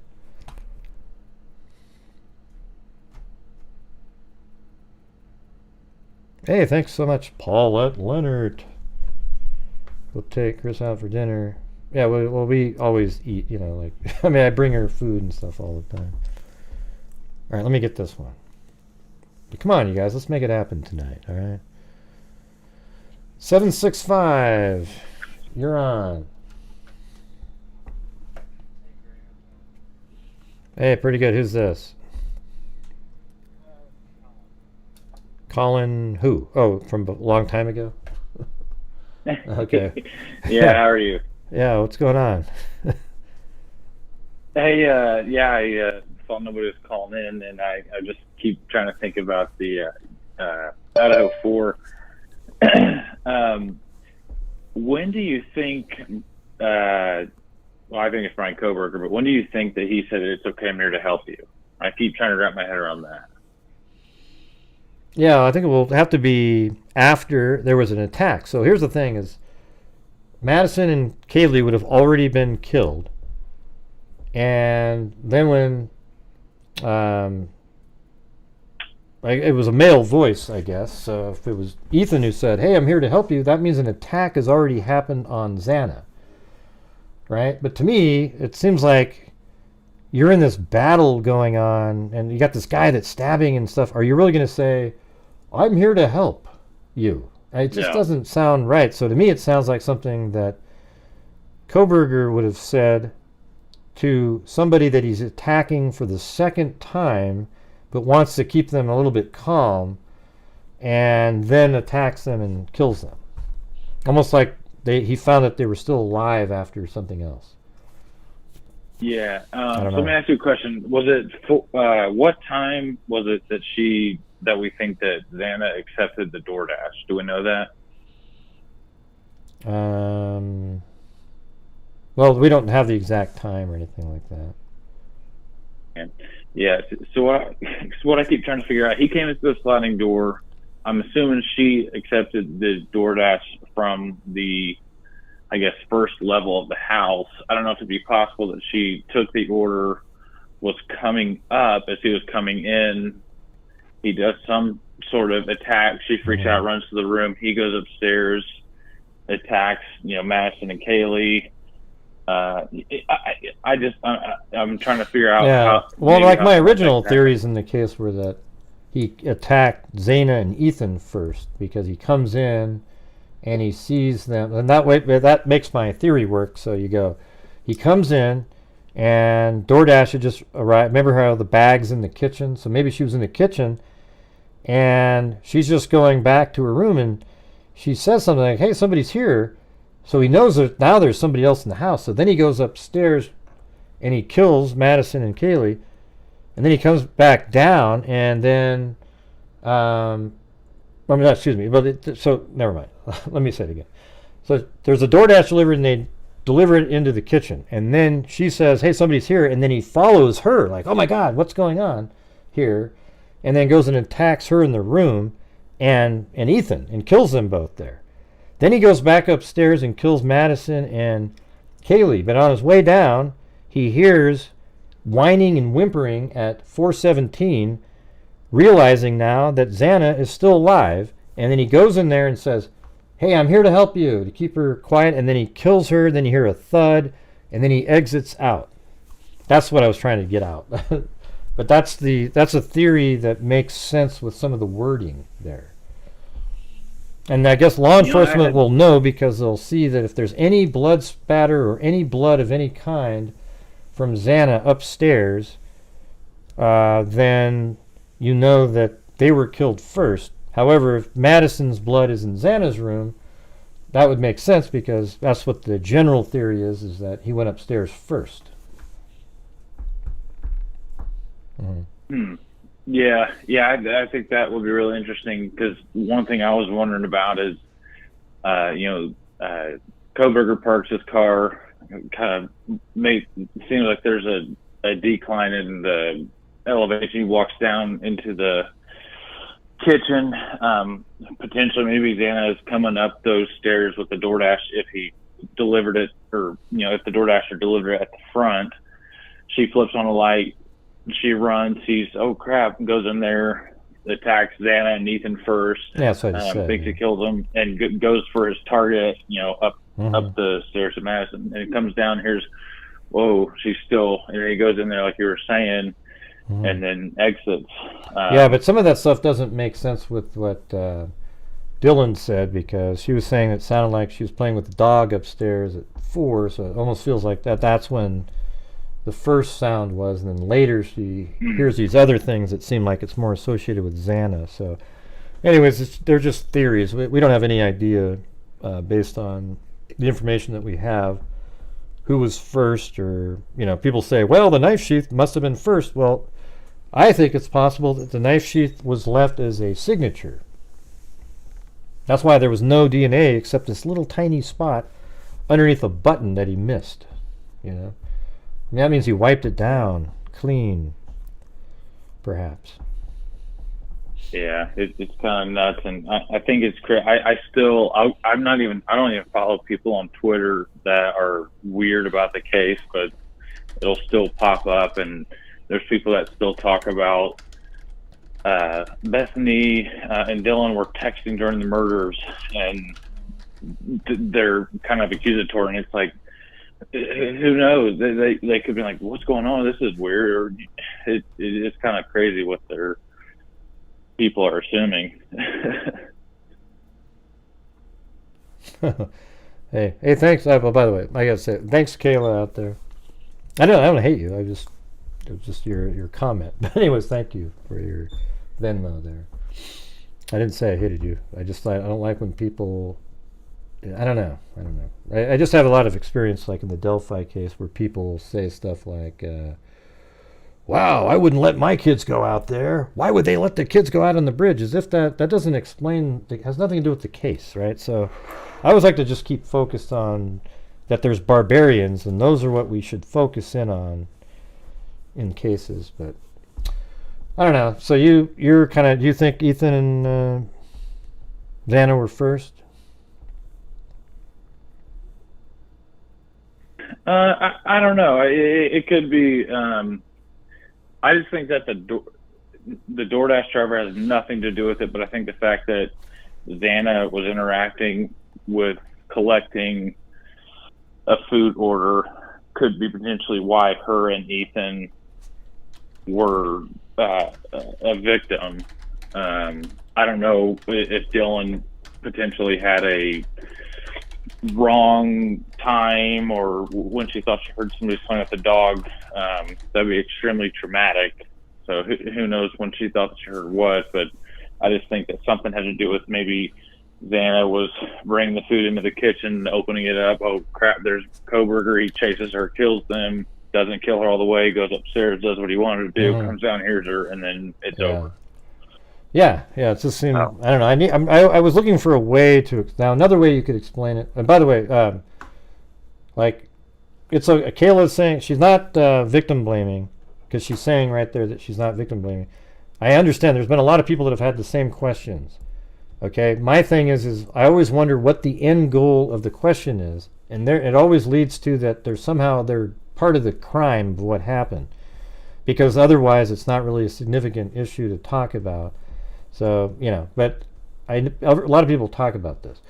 My other theory to make it work with the I'm here to help you would be if he kills Madison and Kaylee, goes downstairs, Xana or somebody gets in his way or whatever, he sees them, and then he attacks and kills them.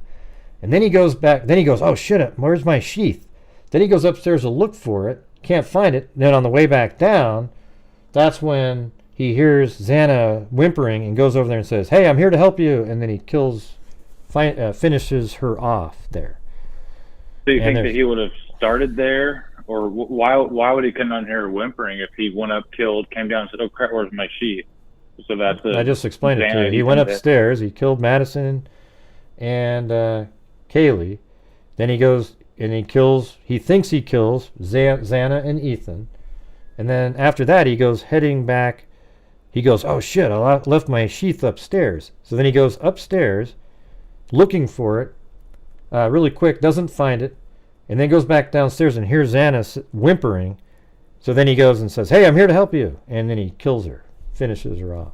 So you think, so you think that maybe his motive was more than just Maddie or Kaylee? It was just any chicks in there? Well, I think if somebody saw him and he knew that they saw him, he would probably take them out. I think that's what happened with Ethan, for example. Like hey, thanks, Kathy. Yeah, but with that, you think that he went up there and killed the girl, or I don't know, it's kind of. I know. My thing is, he either went there to kill all the girls in the house, and Ethan wasn't supposed to be there, or he was fixated on Madison and Madison Mogen. Well, the whimpering is because he already attacked somebody. People aren't whimpering. Like whimpering. Yeah, what is whimpering? Whimpering? You keep saying "yeah, but." I'm explaining it to you perfectly. I mean, I don't really know what you keep saying "yeah, but." Well, you said that he went up there to kill it, or. He would have had to go for Xana first for her to be whimpering and then go up. No, I just explained it to you. He goes upstairs and he kills Madison and Kaylee. Then he goes down and he attacks Xana and Ethan, and he thinks they're both dead. And then he goes upstairs looking for his knife sheath. And then on the way down, he hears the whimpering from Xana because she's still alive. Then he goes in there and says, "Oh, I'm here to help you," and then finishes her off. Do you see what I'm explaining now? So you don't think the sheath is a signature, or? Well, I know it's either way. I mean, I don't know what it is, so I can use it as a signature. Like maybe he left it there that's a theory that I had, but maybe not. Maybe he did leave it there accidentally, and he went up and looked for it, but he couldn't find it because it was underneath the quilt. So there's a whole bunch of, I mean, I have multiple theories because we don't have the answers here. Now, if you give me where they found specific DNA from different victims, then I would be able to give you a better theory on that. See what I'm saying? Yeah, I don't know. Like if you tell me if there's DNA from Madison in Xana's room, that would explain. Well, it's interesting. My first theory would be like if you killed Xana and Ethan, and let's say you have some blood on you, then you go upstairs and kill Madison and Kaylee, you might deposit some of Xana or Ethan's blood upstairs, and then you go back downstairs, and then you hear the whimpering and then attack again, and then it's like there's blood now there's Madison's blood and Kaylee's blood in Xana's room, and Xana's blood is up in. So it might be that complicated like that. So it might be hard to figure out exactly. Like if he went to one room and then the other, but never went back to another room, then you'd be able to determine it. If he ever went back to another room, then blood could be deposited in both rooms from both sets of victims. You get what I'm saying? Yeah. No, I agree. I'm just contemplating different ideas and just. Yeah, that makes sense. I think it's hard to. It is complicated. You're right. To return the whimpering, it's just weird if he forgot the sheath, that he'd have to go up there, come down, go look for it, or if she's whimpering. Well, but there's people out there that think he drove all the way back there at 9 a.m. to look for the sheath. No, I know, but there's people that think that. So why is it weird that he might just at the time go, "Oh shit, where's my sheath?" Because he was done killing, he was about to put it back in, and he was like, "Where is it? Holy crap!" And he goes looking for it. So that could be a theory. There's no way in God's name that he went back in the morning to look for this. He just went back to see what was going on. I agree with you on that, but no, I just meant like if he went in there. And went up first and then came down to Xana and Ethan. Oh, where's the sheath? And then came back down. That gets kind of complicated. I just wonder if he came in, saw Xana, did some sort of assault. She runs to the room. Ethan's passed out. Oh, what's going on? He's killing Maddie and Kaylee, and comes down and hears something going on. And then he gets them both, and maybe that's why Ethan's in the hallway or on the floor or whatever. I don't know. Yeah. So, I don't know. It's insane. All right. Well, I got this other call, but hey, thanks for calling in there, Colin. Not too bad. Not too Okay. bad. All right. Have a good one.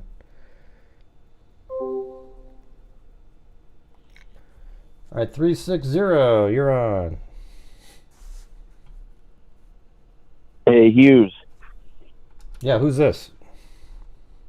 Hey, this is Damon. Yeah, who's that? I don't know who Damon is. The other day you were giving me some grief about the white Oh, yeah, the white sedan and various vehicles. Okay, what do you got? What do you got? All right, so just taking a look at the PCA and then documents related to what was obtained from the different locations, such as the apartment and then his parents' house. Can we discuss that? Do you think that there's any significance of what was collected? At the parents' house? Parents' house and his apartment, I guess. I mean, there was interesting things that were recovered, but I mean, I don't know what they got from it, Do you? I can pull it up. No, I know what they got, but what was the result? That's what really matters. I mean, they collected various different, clothing items that kind of matched, the dark clothing and different things. We've read through those many times. And by the way, Yeah, I just put so the UK Zoom numbers in the chat for anybody from the UK. It's scrolling up right now. All right, go ahead. All right, so I guess we could just take a look at the PCA. Do you feel that description is substantial? Description of what? Which part? Description of the alleged murder. Well, I mean, the thing about the bushy eyebrows, you mean? And that he's Bushy above eyebrows, 5'10", 5'10". and he's 6 feet. Yeah, that makes sense. Yeah. Yep. I think that's when you have the bushy eyebrows, and that's exactly what his eyebrows look like when he was first arrested. Now they're all groomed up. But he had the bushy eyebrows, and he's over 5'10", exactly what she said. He wasn't 6'4", like some of the clowns say out there. He's literally like 6 foot tall. That's what it says on his driver's license. So over 5'10" is pretty damn close, right? Wouldn't you agree with that? So then he's got bushy eyebrows, right? And then you combine that with the white Elantra, how that's seen driving around right there, and it was missing its front license plate, and then his phone pings south of near Blaine just 28 minutes later. I mean, how'd that happen? At what point did that connection get lost? Was it after Blaine near Genesee, or? Well, no, it just kept or pinging all the Union? way around. So I don't know when it got lost, but it pinged around, and then maybe there just wasn't any towers. It doesn't seem like it. We don't hear that it pinged at Johnson, but maybe it did. It just said it kept pinging around, and then it shows up on camera again at 5:25, heading into Pullman, but south of the main highway. So that means it came from south down around exactly where his phone was pinging from. I mean, it's so perfect, it's almost mind-boggling. He just thought he was so clever, He had people go, why did he have his phone with him if he's so smart? Well, because he needs it as a backup. If you're out in the middle of nowhere where it's pitch black out there, there's no lights, and he's driving around, he doesn't know what street he's on, he's going to have to turn that phone on and get the mapping program. But he waited till he was far enough out anyways, where he thought he was safe. Like, hey, I could just say I was driving around. Mm-hmm. Yeah, I guess. What do you think the significance is of going down, I think, near Uniontown or Clarkston, driving past that coffee stand, and then going to the Albertsons? Do you think that'll contain any substantial evidence? Well, I mean, I think it's an absolutely huge moment when he goes to Clarkston, because I don't know if you missed the beginning of the show, but I was saying that when he goes to Clarkston, you have Kate's Cup of Joe where his phone is. His phone's right there, and the camera across the street from Kate's Cup of Joe films the suspect vehicle 1, the white Elantra, at the same moment that his phone's there. Now you might go, well, how do we know he was the one holding his phone? Well, that means a few minutes later, 10 minutes later at Albertsons, he gets out of the wide Elantra and you see him himself. So that means he did have the phone when he was at Kate's Cup of Joe. That's linking the car, Coburger, and his phone to all the same person at the same moment, right? Before that, you have like, okay, his phone's pinging here, and then we see a wide Elantra a little bit later, et cetera, et cetera. Now we've got them all three matched up. Doesn't that mean something to you? It does, I guess. So do you believe that that large body of water, the Snake River, is the dumping location? I know that you were talking about water and different various bodies being just too obvious, but that's a very large piece I of was water, thinking right? that it seemed kind of obvious, but when you look at that, I mean, I think if you threw something in a river that big and it's moving, it'd be really tough to find something. So I guess that's possible. It just doesn't sound really cliche to throw something in a water? And like, how many times have people? I mean, it's not like you're going to go magnet fishing in the Snake River, but I mean, I've seen so many videos even on YouTube where people are magnet fishing off of bridges because that's where you would throw something into the water, and they just pull out all these guns and knives, and it's like, are these people? And the police never seem really interested. Like, oh hey. Yeah, we'll let you know. No, dude. Every single time that there's a gun that you find magnet fishing off of a bridge, that gun was used in a crime. Does everybody agree with that? I mean, who drives and goes, you know what, I don't like my gun anymore. Yay, and just huck it out over into the water off a bridge. Nobody. All right. But anyways, I don't think that they would, on a Snake River, if you do it kind of in a random spot, I don't think it'd probably be pretty difficult to find it. So maybe. Taking a look at the PCA again, I guess as you read it, you can gather an assumption that maybe things were quiet. But if you read the PCA, there had to have been substantial noise for another camera to pick up 50 plus feet away. Why? If it was a domestic dispute, is that a reason?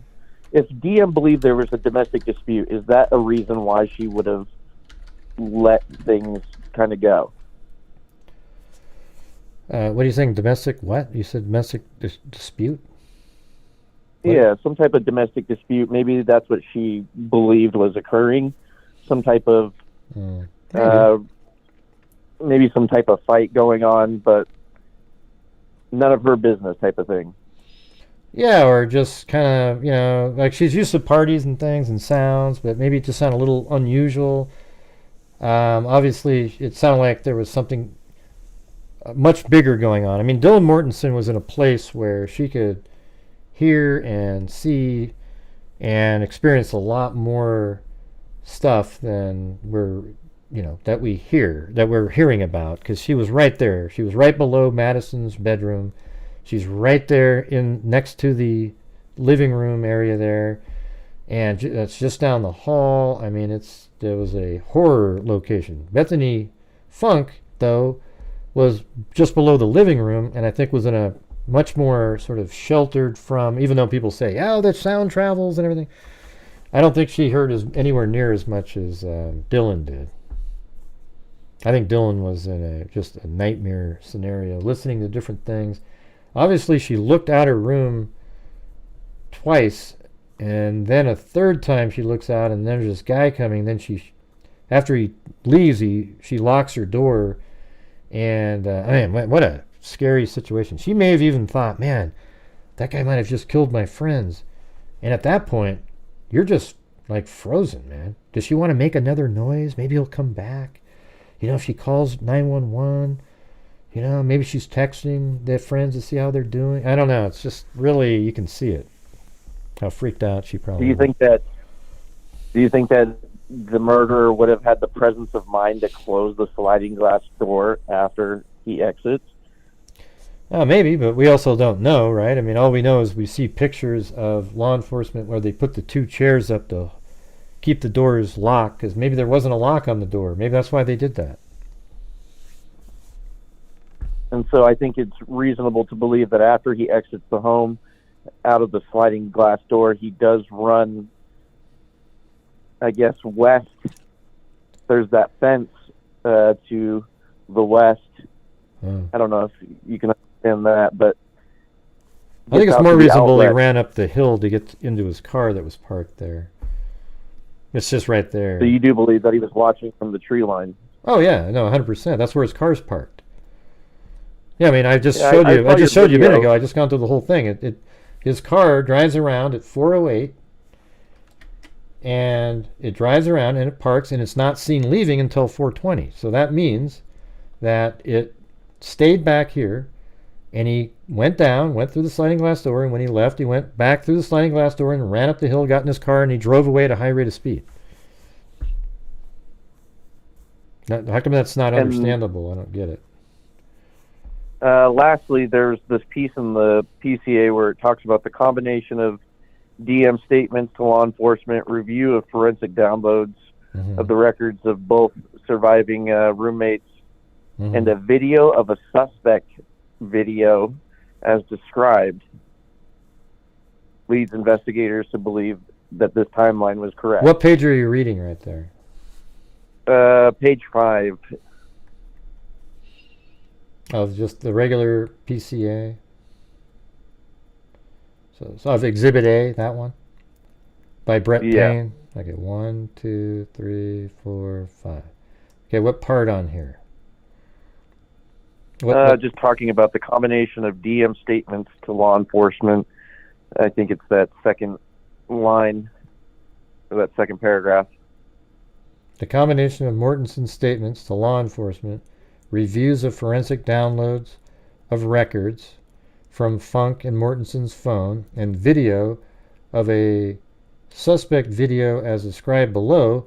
Yeah, they're talking about the video of the suspect, meaning the white Elantra as it's driving around. There isn't a video of because they describe it below, right? So it says, it goes in and starts describing it. A video of a suspect video. I think they meant vehicle, actually. There's some errors grammatically in here, because they once said Johnson, Idaho, and then they switched it to Johnson, Washington. I think this meant to say a phones and video of a suspect vehicle, right? Because why would you say video of a suspect video? Okay, so there's a video of a suspect, and then there's a video of that video. That doesn't make any sense, right?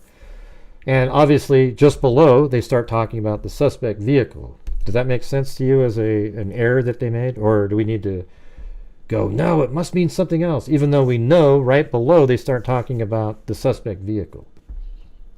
I guess the area that I'm highlighting the most is reviews of forensic downloads of the records of those two surviving roommates' phones. What could that detail? Maybe there's text messages and things between them saying, hey, what's going on? Did you hear that? Like maybe Dylan Mortensen tried to text Kaylee and Madison but didn't get a response, and then finally, texted Bethany, and it's like, hey, did you hear what's going on? And they're both communicating, and that's around the time of the homicides, something like that. That makes sense? Yeah. All right. Well, thank you for taking my call. Well, I mean, how did that go? I mean, I think it was pretty reasonable, right? Come on. Oh, yeah. I mean, I'm just trying to explain it. It's a strange case, nonetheless. Yeah. Okay. Well, thanks for calling in. Appreciate it. Yeah. Have a good one. Bye. All right, you guys, we're at 76.9% of the goal. Will we make it, or will we won't? or won't we? And this is way less than the old one. Remember, that used to be 250. Now it's 200. But I'm doing videos now, so to try to offset the difference. Yeah. So what do you guys think right here? I think this is a true statement that I just said. Right here it says, reviews of forensic downloads of records from Funk and Mortensen's phone and video of a suspect video. That's suspect vehicle. Don't you? I mean, it has to be, right? Because it says, as described below, Lead investigators believe the homicides occurred between 4 and 4:25, and that's what happens below. They start talking about 3:26, 3:28, and then at 4:04 it drives back, etc., etc., etc. So that's just a typographical error there. Yeah. It's not like you're going to take a video of a suspect video. Doesn't make any sense. Oh man, I don't remember which one was in here first. I have to do this one. All right, 509. You're on. Hello. I don't know if I'm 509. Hang on, Well, you're not muted because I can hear. You're not muted because I can hear you. I had to mute everything, and I was like, I thought I had 2 people in front of me. Okay. What do you got? Good evening. Hey, who's this? This is Southwest 4x4 Explorers. I'm fairly new to your channel. Mm-hmm. Oh, wait a minute. Do I have to mute that part? Hang on, let me get that out of there. I think I'm still playing live in the background. Mm-hmm. Dang it. Yeah, you got to turn that down. Oh my I'm God. trying. Yeah, but they can hear you when you're screaming like that. It's weird. So just fix the thing and. I got frustrated with it. I was like pushing the button and it wasn't going anywhere. So I was calling in one because you said earlier that if someone says, why did it take the girls so long to call in? Mm-hmm. That it makes them appear as if they're involved in some way. And I disagree with you. I just still wonder why it took them so long. Right. But I don't feel they were involved in it. Okay, then why do you care then? Like, what difference does it make at that point? See, this is about the murder of Ethan Chapin, Xana Kernodle, Madison, Mogen, and Kaylee Goncalves. If you don't think they're involved, then quit worrying about why they didn't do that.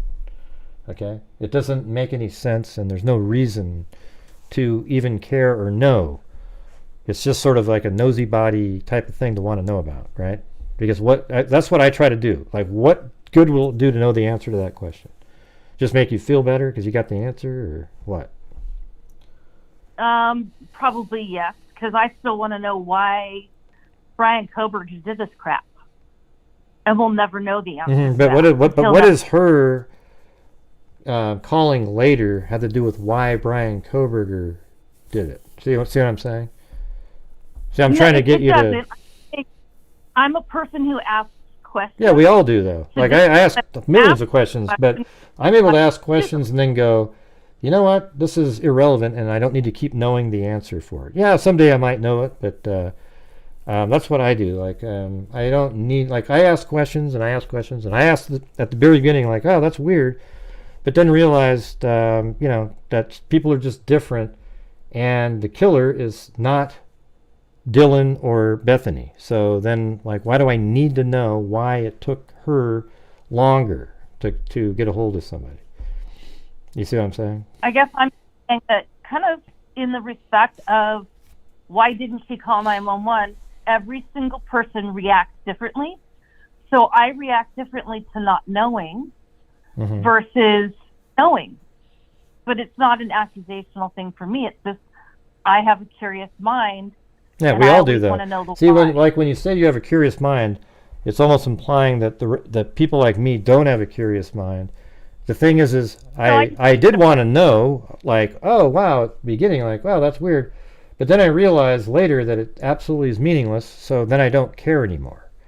Like I don't really. It has nothing to do with anything. And if you don't believe that they are involved, then you're not going to. Then there's no reason to keep being like, oh, I just need to know, because it's like something that's like you just have to know, even though it's not meaningful, right? Like, I see your point. There's another side to the order. That's all I'm saying. There's another side. So there's that. And regarding the whole driving thing and the whole house and the walking through, holy jamolies. That was like the best display. Which one are you talking about? This last one? How long that actually felt. Yeah, this last video. Yeah, I mean, I think is that what you're talking about? How You can just tell how long it would take. There's so much time in there, you know. When you played it the way you played it today, or was it yesterday? I don't remember. Today. It felt like forever. And I had written in your chat that it reminded me of a time that I had to do CPR on someone who dropped in front of me in Walmart. And I was doing that CPR, ready to die, and it felt like an hour before EMS showed up.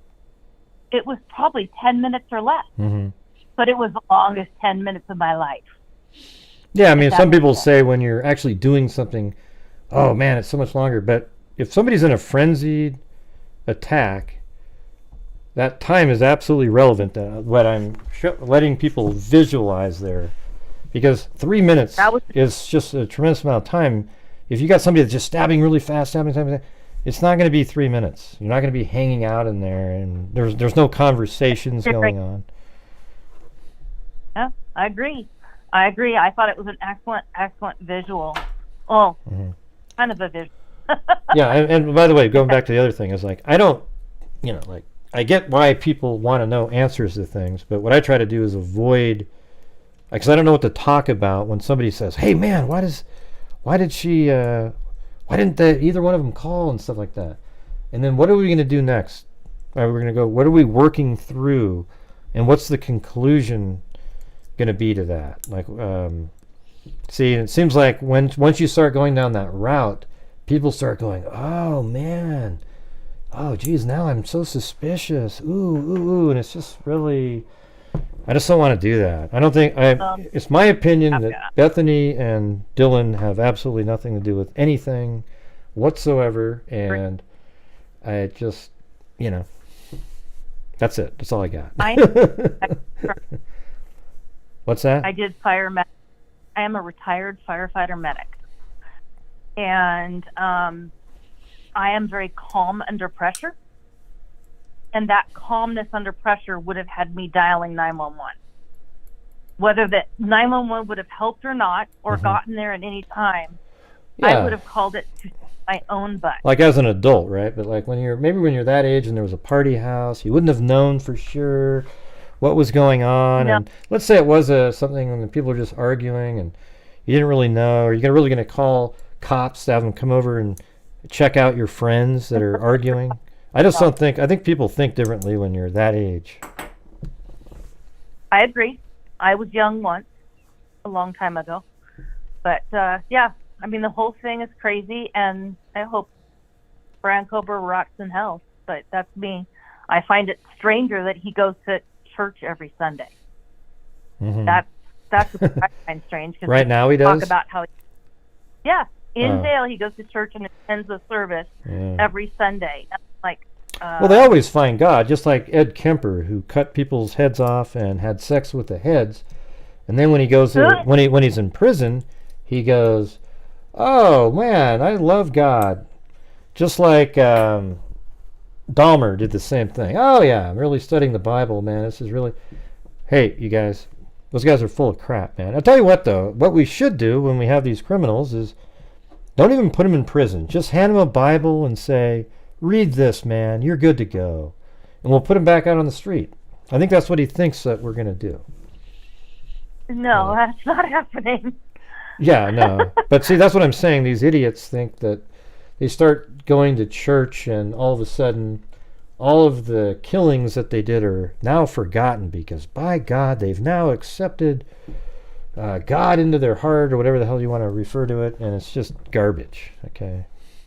Now, hopefully, God, even if Ed Kemper or Bundy at the last minute accepted Jesus, I think God would go, I don't give a damn. See you later. I kind of can't help but wonder, but yeah. None of us will know until we die, will we? I guess not. All right. Well, Ray, you have a good night, and thanks for letting me call in. All right. Well, thanks for calling in. Have a good one. Bye. Hey, well, somebody in the chat just told me to make the goal color different, and there it is. It's red. See, we're only at 76%. All right, there it is. You see it on the screen. All right, you're on the air. I don't know how to refer to this one. 4475. Probably somebody from the UK here. Hello? Hello? 44753.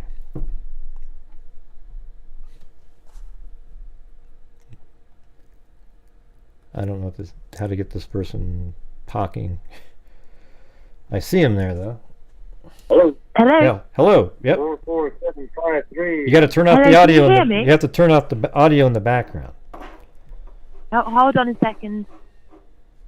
Can you hear me now? Yep, I can hear you. I can hear you now. Hi, Grace. Hey, how's it going? Hi, please be kind to me because this is my first time calling in. Oh yeah. Where are you Yeah, calling so in please from? don't Where are you be- calling in from? England. England. All right. So please don't be mean to me.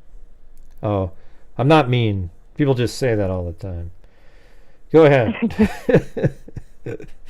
I was just calling just to say that my own personal theory, which obviously I've got no inside knowledge at all, it's just what I feel happened. Am I okay to go ahead with that? Yeah, as long as it makes sense with all of the probable cause document. If it doesn't match that, then I'll immediately interrupt you. It's Okay. got nothing to do with like aliens or anything. I know, but if it doesn't match what we've already known to be factual information, then I'll probably Right, jump in and interrupt. I think what possibly happened was that Coburger was targeting Maddie. Initially, I thought it was Kaylee, but I've changed my mind about that, and I now believe it was probably Maddie, but Well, that's I what don't say. know. That's what I say now. I don't know if he knew that Kaylee was even at the house. He possibly did via her social media update. Mm-hmm. I think he went there to SA or possibly You mean sexually assault? kill. Yeah. Yes, or possibly kill Maddie. Okay. But I think that because Kaylee was struggling to get hold of her boyfriend on the phone, and she wanted her boyfriend to come round to see her, Mm-hmm. I think she left Mercy, the dog, in her bedroom, and I think she went into Maddie's bedroom and said, Maddie, it was his name Jack, the boyfriend Jack, was it? Yeah, but that was way earlier. Yeah, but I think she said, could you try calling Jack for me? Because he's not answering Right, yeah. me. Remember how they both called back and forth? Yeah. But he's Yeah, 'cause but I've that done whole that with my thing but friend. that whole thing became irrelevant too. So like they were calling, but that's probably why, Kaylee was in Madison's room. They were Yeah. hanging out, probably just laying on the bed chatting, and maybe they sort of fell asleep And I there. think they fell asleep. Mm-hmm. Yeah. I think then they fell asleep after neither of them could get hold of Jack. I think they both fell asleep in Maddie's bed, and Kohberger was not expecting to find Kaylee in there. And I think that the noise that Dylan heard when she thought it was Kaylee playing with a dog, I think that was her dog, because he could hear Kohberger in the bedroom with the girls, and the dog, because I've got a little dog, and Mm-hmm. it runs about, and you can hear its claws on the floor, you can hear its little collar thing like jangling. Mm-hmm. I think Mercy was making that noise, and that's what Dylan thought was Kaylee playing with her dog. Mm-hmm. Yeah, that's what we were saying earlier. Yeah. And then I think Kohberger was shocked to find Kaylee in there and killed both of the girls. And then I think he went down the stairs, and I think that Xana was going between the kitchen and her bedroom, and I think Ethan was possibly asleep in her bed. It sounds. You know what it sounds And like I is that you're think- repeating the exact story that I told myself, maybe like 30 minutes ago. But you sound better when you do it because you got the accent. Yeah. I think that it was actually Xana that said there's somebody here, not Kaylee. And I think that she said it to Ethan. I think she sort of tried to alert Ethan to the fact. Are you still there? Yeah, I'm still there. Yeah. Sorry, I thought I'd lost you. I think she said to Ethan, "There's somebody here," and Ethan Right. got out of the bed. And now this is where, like, it's just purely my opinion. I think Ethan, because I think he's a very polite young man. I think he said, "Can I help you?" As in, like, who is this guy in the house? Can I help you? Not. I don't think it was Coburger saying, "I will help you," or whatever. Because I think that Dylan's memory is not going to be obviously exactly accurate because she's a traumatized young girl. I think it was Ethan saying, "Can I help you?" as if meaning a polite way of saying, "What you doing in my house, mate?" And then I think No, that's not. That's not. But you've already. See, now you've just deviated from the probable cause document. That's not what he said. That's not what was said. no. Okay. Yeah, he didn't say that. It says, "It's okay. I'm going to help you." Not, "How's it going, mate?" Ocean wave. You know? Ocean wave. So he. No, I don't. I don't mean he said, "How's it going, mate?" I think he was trying to be polite and said, "Can I help you?" And I think Dylan's just maybe got the words mixed up a bit in remembering it. I think Ethan maybe said, "Can I help you?" But he didn't say that, Meaning, though. He said, "It's okay. I'm going to help you." See, that's what I'm saying. I'm telling you what it says. It was said, and you're inventing something that isn't what was said. All right? You No, understand? I'm just saying that I think possibly Dylan's misremembered it Oh, a little okay. bit. So she misremembered it so that it fits the story that you want. We just have to go with what is said, not what you. Now, up above where I corrected a typo, that's different because it's obvious what they were saying there. This is something literally with quotes around it that says, "It's okay, I'm going to help you." See? That's different. Right. Well, then, I think then is when Coburger stabbed Ethan, and then the whimpering was because Xana saw this happen, and then he stabbed her next, and then left. Snap somebody's neck? Where did you hear about snapping a neck? No, I said left. Then he left. Mm-hmm. I didn't say neck. I said, it's just my accent. I said, stabbed her next, and then he left. Mm-hmm. Yeah, but the other story, you're saying, I mean, are you saying that he said, let me just go back to I'm going to help you. So you're saying that Xana said, "Hey, there's somebody here," and then sees him and says, "Can I help you?" That's what you're saying to him, Yeah. to Coburger, right? Yeah. I mean, that's just what I think might have happened. Yeah. I mean, but here's the thing: is somebody up above is saying, "Oh yeah, they were, because they were drunk. Maybe she doesn't remember what. Maybe Dylan doesn't remember exactly. But see, that's where it just gets ludicrous, you guys. We have to go with what was said and what they remembered saying, because that isn't going to change at any point. Okay, so. Yes, it makes some sense to say what you're saying, like, "Hey, can I help you?" Like, what are you doing here, kind of thing, right? Yeah, Yeah, it does make sense, but that's not what Dylan said she heard, and now we can't say because she was drunk, there was actually something else said, and she said that, because when you start doing that, you're down these crazy rabbit holes that you can never get out of. We could sit there the whole time and say, "Oh, well, this." That other sentence he said, he probably meant this because, and then keep going on and on and on. It's crazy to me. You just can't do it. No, I'm not suggesting Dylan was drunk. I've got no opinion on that at all. Yeah, but see, then Kayla's in there going, so exactly, under the influence, you might not hear correctly. Yeah. And see, that's what's crazy to me. Sorry? It's like, there's somebody in there that's defending, because somebody said that if she was drunk, maybe she didn't hear correctly. But how can we sit here and have that conversation, you guys? No, I'm just thinking that the key words she probably heard were "help you." I just think it's very strange that anyone would have said, You know what I "I'm think, going though? to Yeah, help." no, but I know, but that's why it makes it seem more believable, because it's not just some weird thing. It's hey, I heard it's okay, I'm going to help you. It's very specific. That means she remembered it well. No, it's not true though, Zozo. It's not true. Okay. She may. You want it to be true to make it a different story out of it and stuff like that. The truth is that she remembers it saying, "It's okay.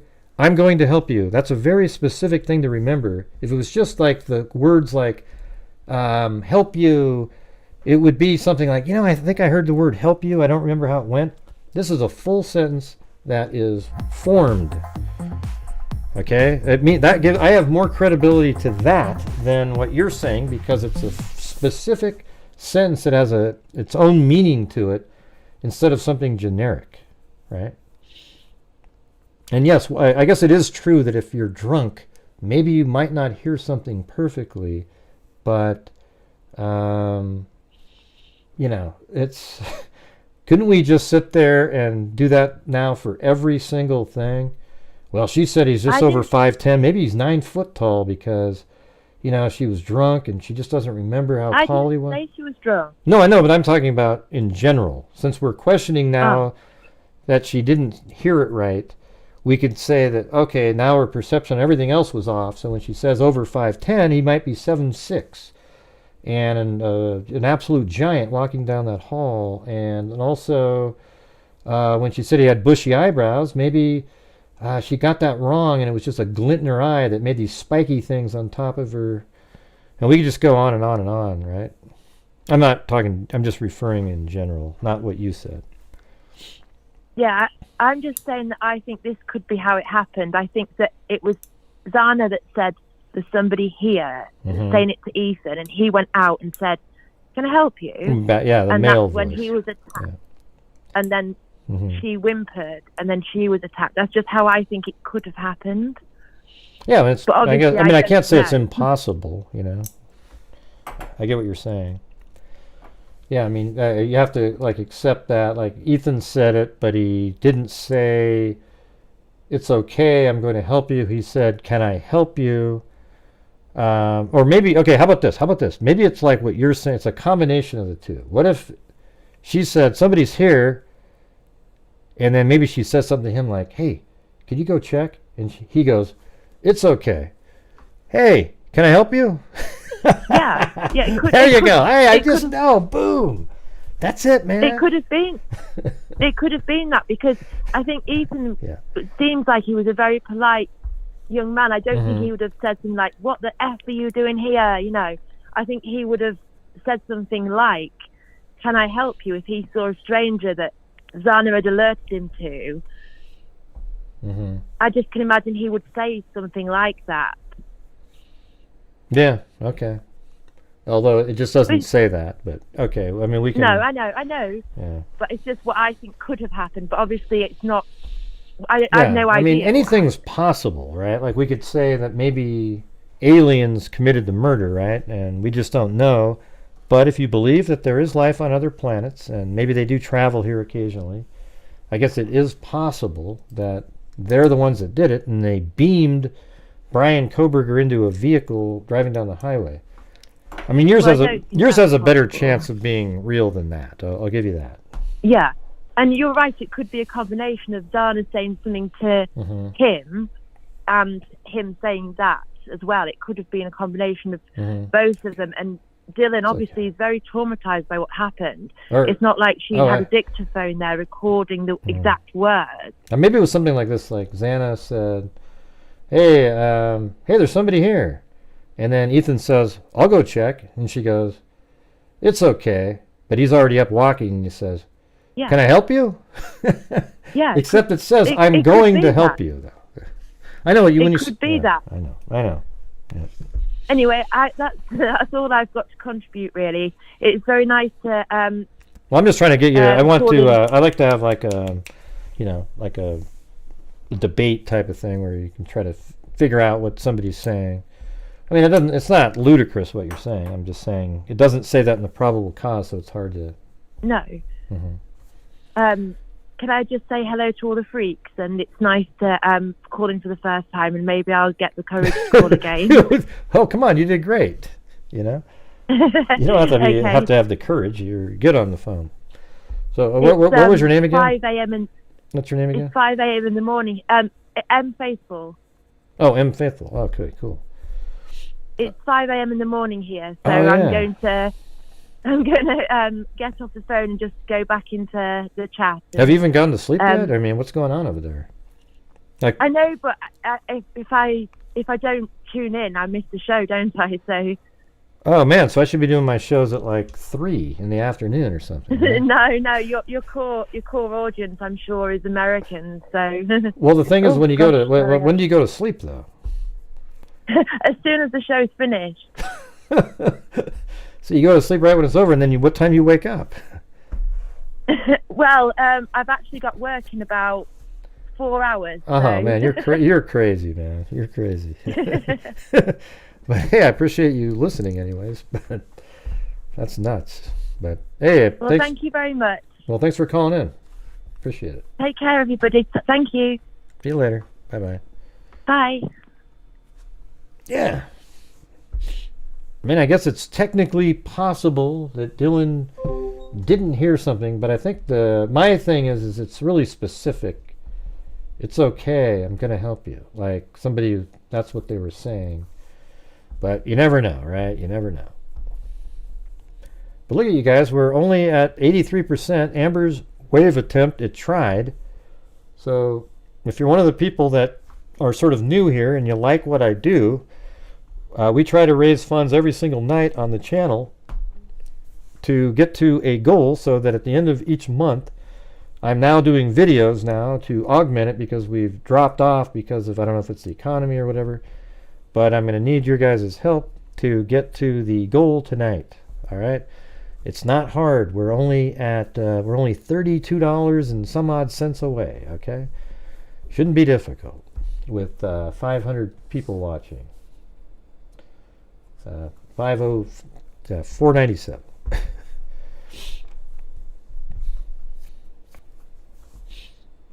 Yeah. I like, but the thing is, I even said beforehand, if it doesn't match what the probable cause says, she started doing it pretty good. It sounded just like my story my version that I had earlier.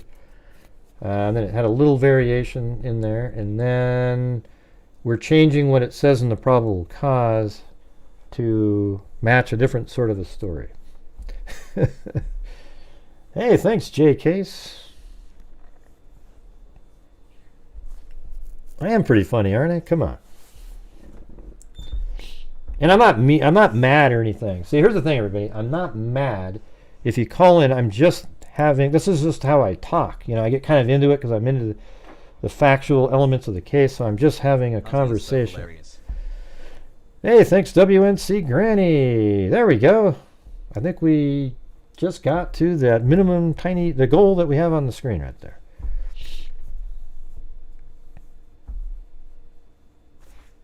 Another one. Gotta love that British accent. You know what's amazing about if you have a British accent, you could be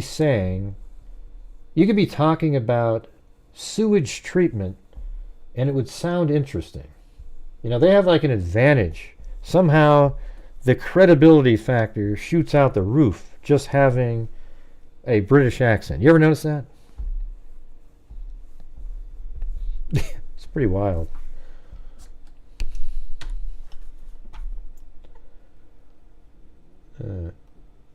Well, the phone lines are open.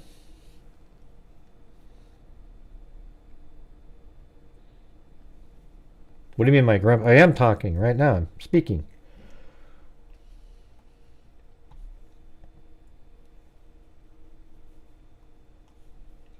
Let's see. I want to check out what the views on that earlier video are at. Yeah, that's pretty good. I think it's kind of slowed down a little bit here. I hope we're at well, 15,000. That's not bad at all. 15.3. So I have the back end where it's ahead of that. That's pretty cool. Hey, thanks, Sandy Shirley and Nature Lover. Hey, thanks, everybody. Appreciate it. The video's going numbered. Yeah, it's pretty good this time. Like I finally got one that people are seeing. I made one similar to this months ago, and I'm hoping this one does better than that one. But this one I think is more specific to the time frame, because I think that the 4080 parked a car. Let me ask you guys something. We don't have any way of knowing the answer to this, but This should help. Hi, freaks and grey. oh, Sandy Shirley said happy birthday to Zozo. And Nature Lover. I think that one of the donations didn't get captured because it was so close, like J Case and WNC Granny. And by the way, if you're out there and you're new to the channel, we've got a DNA fund that we've put over $70,000 in since January 2020. And we've got a whole bunch of cases that are in various phases, like sequencing, and I'm not sure how many are in the genetic genealogy phase, but a lot of them are like past the point where it's already been extracted, and you just go to sequencing, and if that doesn't work, you have to try to get another extraction, etc., etc., etc. And so we got a whole bunch coming. We have one that's from 1932 ish, somewhere around that time, where a lady and her 2 children were found murdered and dumped, wrapped up inside of an awning in Vermont. And we've been working on that one for a long time, but they're trying a new technique now. So we'll see how the hell that one works. But that should lead right to the killer, because they were never reported missing. Jojo. Know what I'm saying? Alright. I know that doesn't matter to a lot of you, but it's an amazing feeling, I have to tell you. Like there was a case that a lot of you aren't aware that are watching. Daniel Armentrout, as we see the numbers drop. Oh, you're talking about something else. Okay, see you later. 77, 76. It was from 1960. A kid that was hitchhiking. He was actually escaping his abusive father. He was going to try to join the military. He was hitchhiking, and then he was killed while hitchhiking in a car. It went off a bridge into the water, and he drowned. And then the driver lived, but he didn't know the person's name. And he had RY plus love scratched on his arm like a tattoo, and he had a picture of a girl and some clothing with tags on it and stuff, but there was no names, and they never figured out who he was. And then he was buried in a small little town in Alabama for 60 years. And then we paid for it. Cost a lot of money because we had to go through a few different attempts. It was like 10,000 or something. But we got his name back, Daniel Armentrout. And then his brother is still alive. One of his brothers that lived in Florida came out, and he was just so happy that he actually left his brother there, because the town treated the grave for 60 years like he was their own kid. I mean, it was amazing. And so he came out, and then he left. He's still there, and they gave a gravestone now that has his name on it.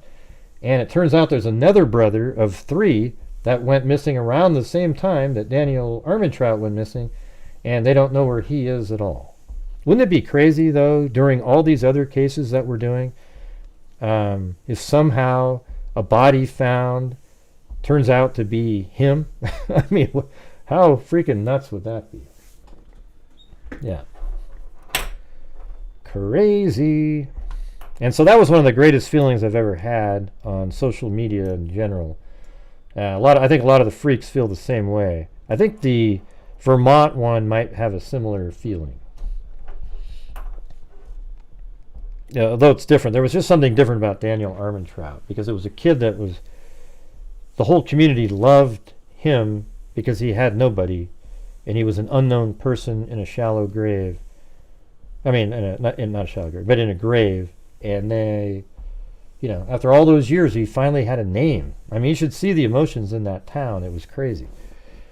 You should go back and watch I was on the press conference, or the press conference, discussing it. There was, looked like 12 people up on a Zoom call, and Colleen Fitzpatrick was on there, and so was Misty Gillis, the genealogist. But we, the freaks, are the ones that made that happen, and it's really because of your guys' generosity.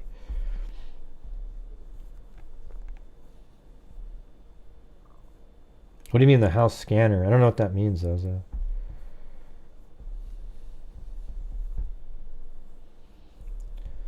What's a house scanner? Let's see.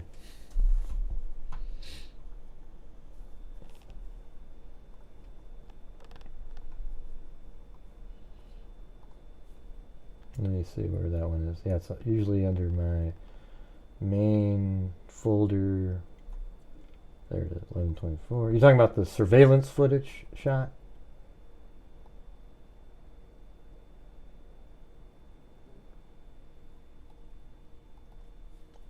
That one? That's not a scanner, it's surveillance footage. But yeah, this one's almost 2 o'clock in the morning here. Interestingly, this is right when Kaylee and Madison got home. So I wonder if this is a still frame just after that car pulled up and dropped them off. Because look at that time right there. Remember that? It was like one... Well, I don't know what you're saying, Zozo. You said, can we see what the house scanner images might look like to the jury? I don't know what that means. No idea. What is the name of... I was looking at... Oh, you mean Pharaoh scans. Jesus. Jesus. She's part of... No, Intermountain Forensics is the non-profit. Dr. Colleen Fitzpatrick is part of Identifinders International. So, Identifinders. And... You know, but believe it or not, we've had trolls actually try to get a hold of these people and say, oh, God, these people... Man, it's just unreal, man. The depths of the depravity of the online stalker community is really just, it's startling.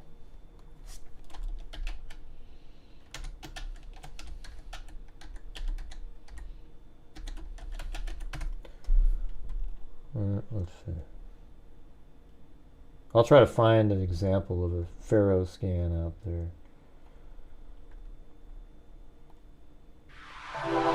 But you have an example in the Alec Murdaugh murder trial. That's a Pharaoh scan, really accurate.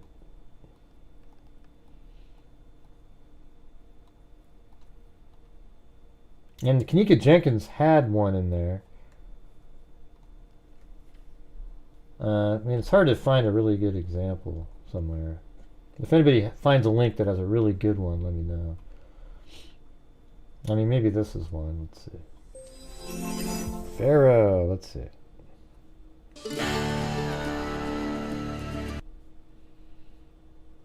Yeah, I mean, so that's like an actual scan of... Let me...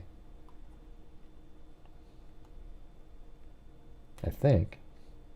Oh, this is with photo... okay, yeah, right. So you took photograph. So that's an actual ground there with a tree and a tower, and it's really... That's outside, but you can do the same thing inside. But that's not called the house scanner, so it's called a Pharaoh scan. It's not called the house scanner. You can type it in over and over again, but what you wrote wasn't accurate, and you just did it again. All right, there it is.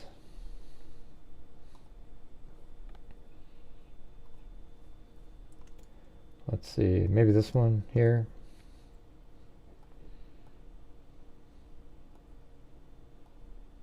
I just want to see if they've given us an example right here. It's not called a house scanner. Jesus. Oh my God.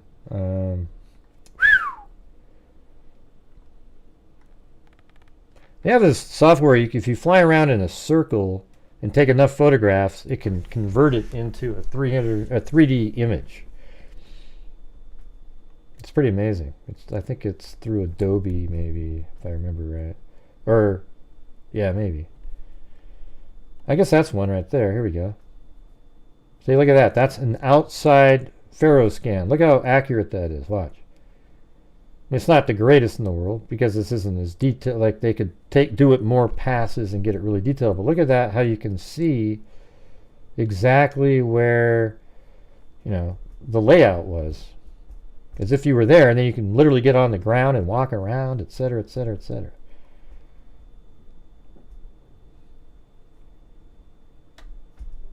That's an accident reconstruction, apparently. See that? That's pretty good. What do you think? And they're usually really solid. They have transparency on this one. That's pretty good, though, right? And maybe this one's inside right here. Let's take a look at this one. We're showing him, Zozo. You might be missing him. See, that's when you've already scanned it in. And look how you can look around. This is what it looks like in there. I mean, that's just awesome. And this is 3 years ago, so it's probably even better now. But look at this. You're moving around through the house exactly how it was.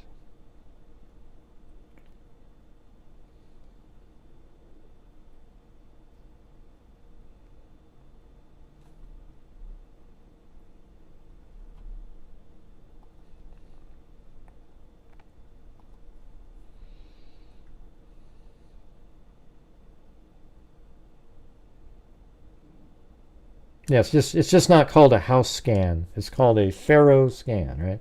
See on the screen right here, Pharaoh, it says it right there. Maybe you can see it.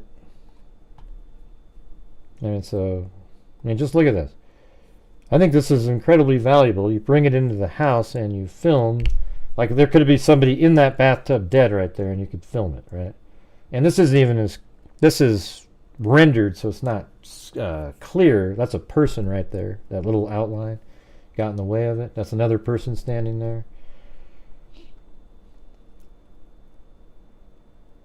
And if they did this slowly, there'd be a lot more detail on there. Well, it's not the same thing. Yeah, that's why I didn't know what you were talking about.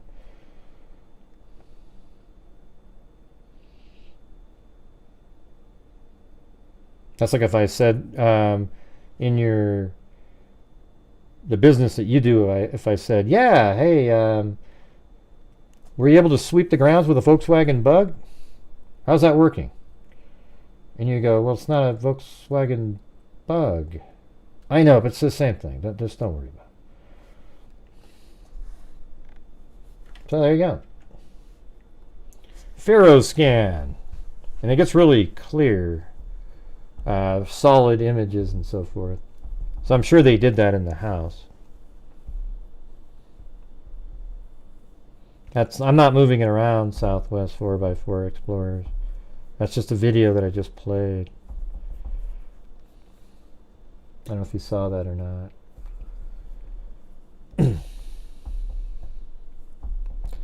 Only that they're at the time of the photo, largely irrelevant and just a reference. Yeah, so look at that right there. This is the 1112 King Road sample footage. Look how absolutely clear that is compared to the other ones. That's why I thought Zozo was talking about this originally, because she's always wanted to see this one too. She wants me to show it all the time. But see, when the car turns around right here, you'll be able to tell exactly what type of vehicle it is. Don't you agree with that? It comes around, turns, and it backs up. You'll see the profile of it. And then it drives this way. And here's what I guarantee you guys. I guarantee you that this is going to be a reality right here. That you're going to see. So let's go back to the first one. No, this is the 4 o'clock one. So right at 4:05 and 47 seconds, you see it right there. The vehicle is coming this way behind the building. I guarantee you at 4:05-ish, you'll see that car, or right around like 4:04, 4:30, it's going to be driving by right here on that very same camera. It'll be taking a turn and going just like that, and then just a moment later, you see it coming back behind 500 Queen Road there. It's just going to be clear as day. And if people don't understand it when they see it at the trial, you can't really help those people. But our education system in the U.S. has turned to absolute crap. So I could easily see that happening. It's been like this for years. Yeah, it's the only entrance into that area. Exactly. You can't get out of there. So when you're back here, you come in like this. There's no way out. There's no driving through there. You saw me walk through there with my 360-degree camera through there, but there's no way out with a car. You can come up here, and then there's a wall right here blocking your entrance into that parking lot, and then you come around and you're right there. And it's going to be perfectly timed up and synced, and they'll explain everything to everybody, and it won't be confusing. And then it's up to them to, with zero doubt, linking his Elantra. Well, here's the thing, everybody. His DNA was found at the house. Okay, so put that into the mix. His DNA is, that's why they're trying so hard to get rid of the DNA of it. So his DNA is on the buckle of the knife sheath found in the house. A white Elantra is driving around 4 times and then stays there for 12 minutes total on the last pass, and then is seen leaving at a high rate of speed, and then his phone pings down here at 4:48, somewhere around in this area. And then his phone kept pinging, going around and around, and then it's seen on camera, his white Elantra driving by right here, and then his phone turns on in there. So when you combine all of that together, just that alone, circumstantially combining that circumstantial evidence into one thing, it's, how do you overcome that?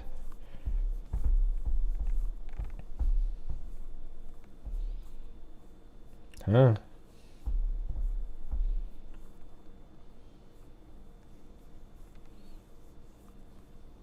I don't even know what you guys are talking about now.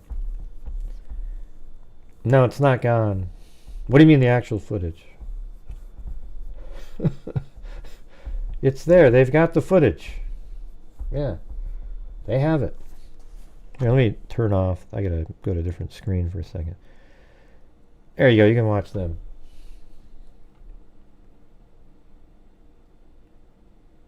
Look how cute Chloe is right there. That's crazy.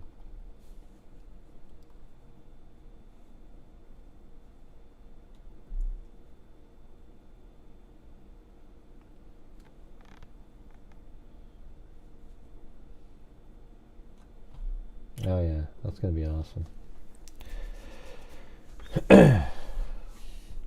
Stupid turned on his phone too fast and used his own car. Yeah, everyone's wondering why he used his own car. I mean, maybe he just didn't have access to another one, didn't want to rent one, but he also knew that he was going to be changing his license plate soon and thought maybe that was enough. He was going to take back roads around. That's why he was driving in weird neighborhoods. He didn't think they could sync it up.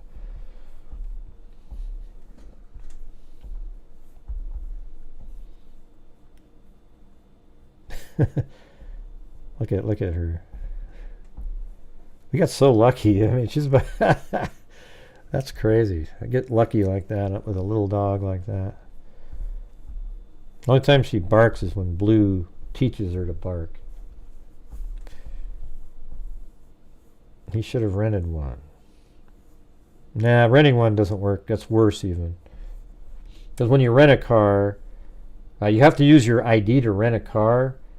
And then they immediately, I guess it would have been hard to, because that was one of their main evidence at the beginning.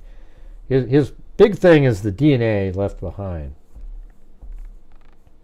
I guess if he rented a car and his DNA was left behind, it'd be tough because you'd have to identify the vehicle and then check to see if one was rented at some point, and then get a list of names of people who rented that vehicle in the general area, and see if you could, I mean, you know, how many people are going to rent a white Elantra in a town on a certain day? You know, maybe that's, or even around in the area. So I guess that would have made it harder.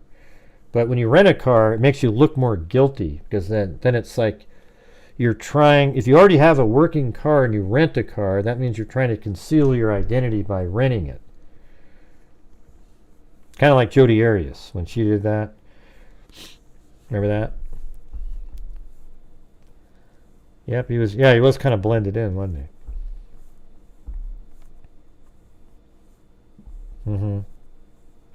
So what kind of thought? I have some more videos to make actually, but it's gonna be more just kind of going over the arguments that people have, and I might head out there again before they tear it down. We'll see.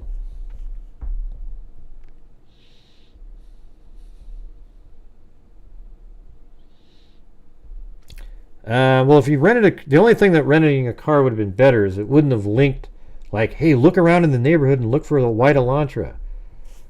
You know, how the 2 officers found him. It wouldn't have led to that. However, the DNA would have still led to him.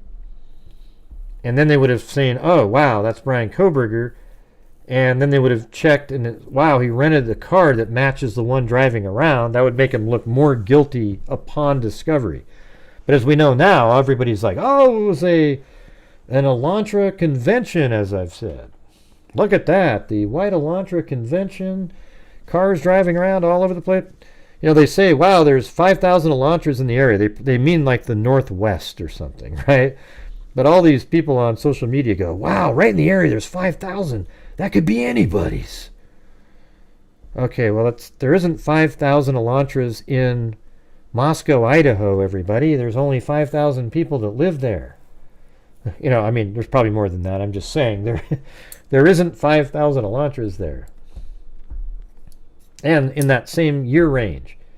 And it's funny because I went online and it specifically mentioned the window you can replace on 2011 to 2016. And I think that's the same range that they ended up settling on, if I remember right. Let's see.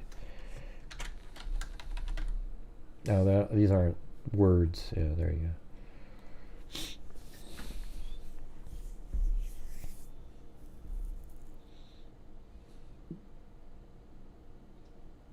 Come on, would you have a conspiracy idea out there? Anybody? Come on, you can do it. And can't tell me daddy. It looks like they're gone, the dogs. Well, it looks like we got to the 3-hour mark and you guys aren't really talking about much. So we're going to have to get the hell out of here. Yeah, I mean, that's the whole thing is, you know, that's why I was working through to that point, Ida, is that, you know, even if there's 500 Elantras in Moscow, Idaho, how many of them were driving around at 3:30 to 5 in the morning on in that general area, that exact area right there, and how many were missing a front license plate?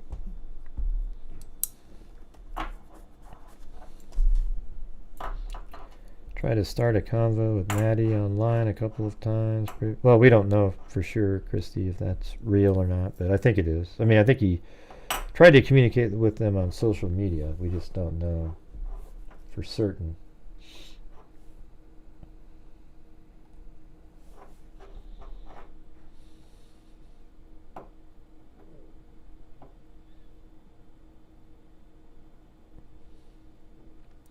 And don't forget to say happy birthday to Zozo again.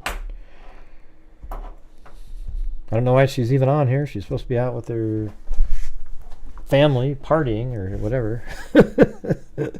Instead, she's in here causing me the same grief. What states do not require a front plate? I don't know.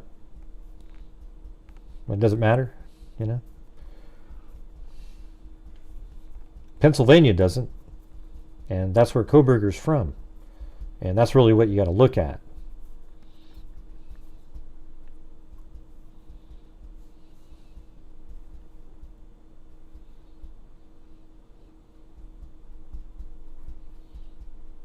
Yep. All right, so that's going to do it, everybody. Thank you for supporting the channel. We reached the goal. I'll do like a notebook or something tomorrow, maybe. So you have to check out, watch. If you help support the channel tonight, you might win a notebook. Just me giving back. So we've got Barbara Spencer became a member. I'll tell you what. Why don't I'm going to give away memberships. Why the hell not, huh? Even though we didn't really, it's not like a kick-ass type of night, but we'll do it anyways.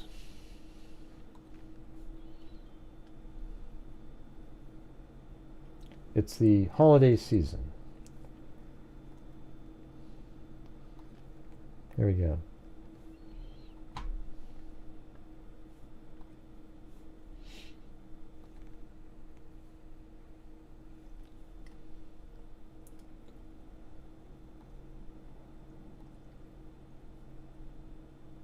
Alright, here we go.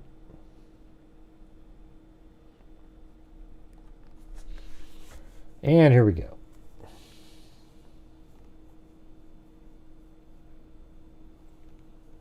All right, who's going to get him? Who's going to get him? Ding, ding, ding, ding, ding, ding, ding, ding, ding, ding, ding, ding, ding, ding.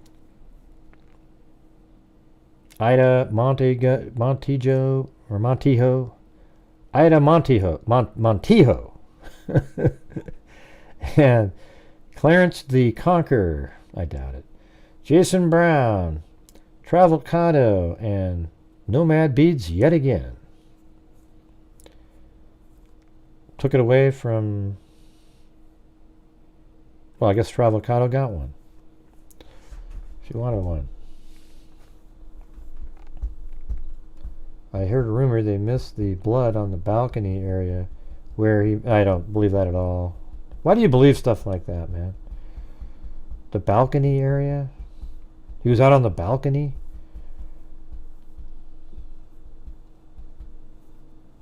Are you talking about the upper balcony?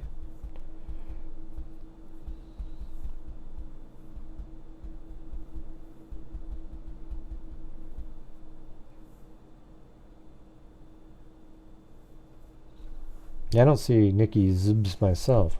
Where is she? How come I don't see her?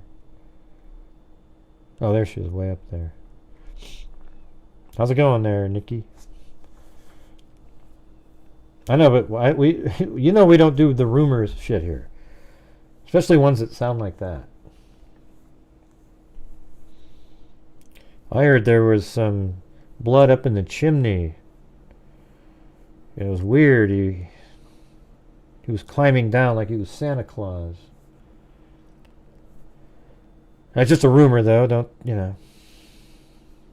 And the face covering was actually a long beard that was white that he painted black. You know, because a coal got on it when he went down the chimney. It's weird stuff. Weird stuff. Santa Claus did this, and yeah, they were not. They, you know what? It was Santa Claus, everybody. I think we've just determined that Santa Claus is the killer in the Idaho4 case. I'm sorry, Bryan Kohberger, I've been wrong this whole time. You were just extremely unlucky as being a peeping Tom that night, looking into the window, and it just so happens when you're looking in there, to your horror, Santa Claus came down and was the murderer. And then you drove away at a high rate of speed as your dreams of Santa Claus were extinguished right in front of your eyes, and you drove away with tears welled up in your eyes, thinking, I'm never going to get a present again. I had dreams of getting that K-bar knife. And then you drove all the way home. And then the next day you went back to make sure to prove to yourself, was it Santa Claus? Was it Santa Claus? And then the reality came forth that it was Santa Claus. And you'll never get a present again. You know what? I feel bad for Coburger now. It was all about Santa Claus, everybody.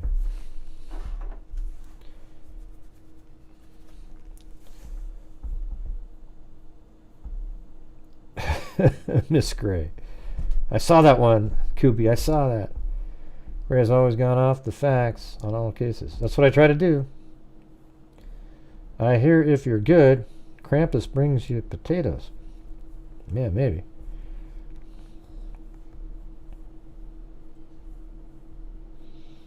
Yep.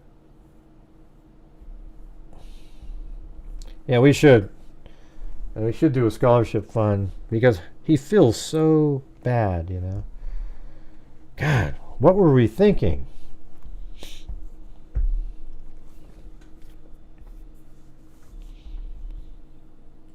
Right. Okay. Let me go back. Yeah, so thanks to Sonia, K-Me, Tammy Lee, American Lady, SW, 4x4 Explorers, Brown Eyed Girl, Dawn, Linda Howell, Great Dane Mom, Cindy J, SW 4x4 Explorers, Lanky Tor. Oh, she got 5 memberships earlier too. And then American Lady, Brown Eyed Girl 714, Pirate Girl, Faye Ann, Big D, Dana 1972, Juniper Tarot and Astrology, SV Kathy, Paulette Leonard, Kathy Chapin, Amber Maiden, Whiskey Boots, Kathy Chapin, Carrie, J Case with J Case Vision, WNC Granny, Sandy Shirley, Nature Lover, and me gifting 5 memberships. There you go. Yeah, so thanks everybody, and thanks for watching that video. I hope you guys like the way I'm making my videos. Trying to do it reasonable and rationally. It's just hard for me not to throw in a diss or something to some of the craziness out there. It's difficult, very difficult. It's just when you see it, it's hard not to say something. And I usually don't not say something. I mean, I always say something. So anyways, thank you all very much for being here and supporting the channel. When you're watching my videos, if you could hit that like button, that'd be great. Maybe go around and share it. Kind of, I've been struggling a little bit on the show here, but the videos have made up, on the side have sort of made up for some of the nights. So hopefully if I can keep making videos, or maybe at some point we'll recover in the economy and Christmas isn't coming up, where, people can help support the channel again. I think Christmas, with all the high prices and everything, has really put a damper on the season. Thanks, Joe. What do you mean, Gray? I didn't come here for politics, you bastard. How come you brought up Slow Joe? Oh, Slow Joe's the YouTuber. Oh, okay. I mean, yeah. I think there are actually 2 peas in a pod. Well, thanks, everybody. We'll see you guys tomorrow. And, as I always say, until next time, be safe out there. And a 1 and a 2 and a 3 and a 4. Yeah, I've been doing this true crime thing for quite a while now. Thanks, Mary. And during this whole time, I have not seen one person. I agree, Timothy. I agree. Crime dissector, plug rejector. I got a question I'm a for you, certified human lie Timothy. Okay, hold on a detector. second. Gonna get ya on a stretcher if you try and play me like an old. Hey, this is kind of a random question, Timothy, but have you seen, in the black community, is there a shift at all in the, I don't know if if this is going to make any sense to you, but is there a shift at all out there in terms of like how they're viewing the current president compared to maybe the last one or just any other person, really? Have you seen anything like that? I'd be kind of interested to hear. I mean, I've seen numbers that have shifted quite a bit, but I'm just wondering what you hear. Oh, you got a commercial. All right. Hey, we'll get back to playing this. Oh, look at it. We got her pause right in the middle of this move. She's about ready to do a moonwalk.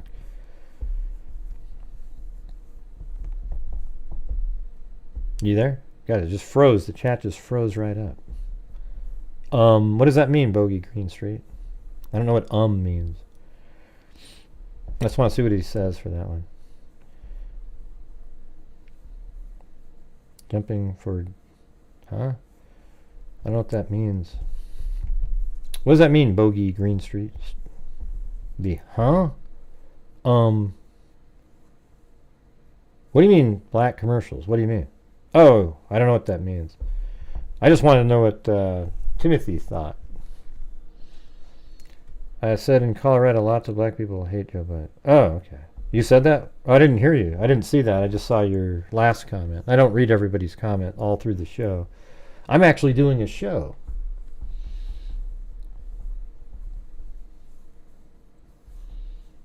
Oh, that's interesting.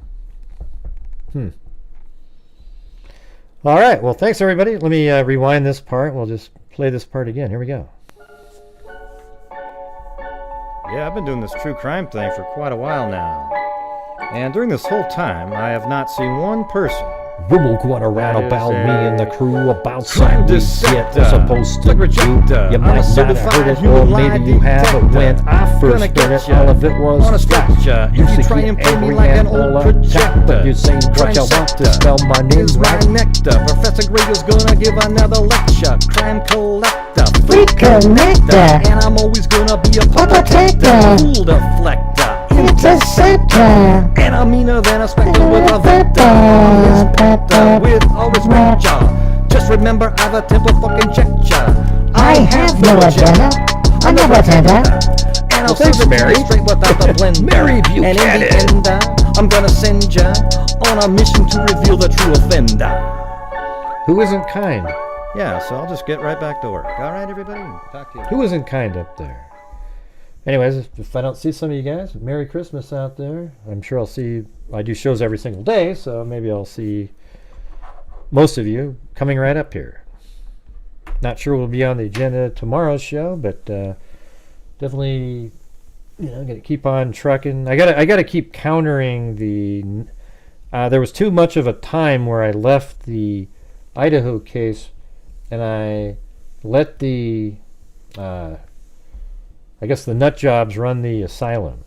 I mean, it's like it was just absolutely crazy to sort of come back after you've been covering all these other cases, and you look around and it's just this cesspool of nonsense. Absolute, and it's weird because a lot of people believe it. They're out there completely wholeheartedly believing all this stuff, and I understand their compassion and all that, but man, it's weird stuff. Okay, well, thanks again for being here. We'll see you tomorrow, and be safe out there. Good night, everybody. Jay. I'm fired out of it, not 10 down, 15 on them. I better dang bear on 15. I better dang bear on 15, 20. I better dang bear on 15. This guy may be like the dumbest person on the face of the earth. 30, sir. Come on, man. What's wrong with you? Did you hear what I said? There's mosquitoes the size of bald eagles in that dadgum swamp. 5 brain cells. Stupid as being nice. 4 aren't working. You're an absolute moron. Evil can never be dead enough. And some of you, you make shit up. Oh my god, awkward. Drama! Bitch, please. Okay, bye! They're coming to take me away!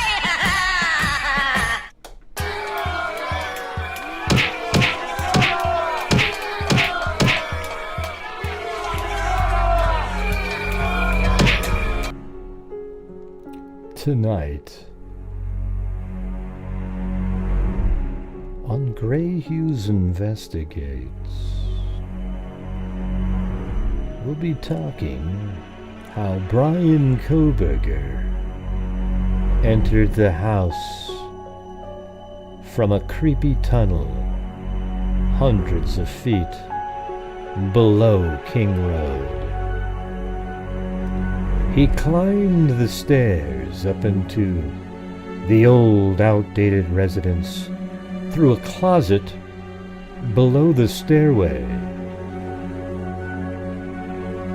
He came out replete with face mask and bushy eyebrows. Stay tuned where we delve into this topic. Good night, everybody.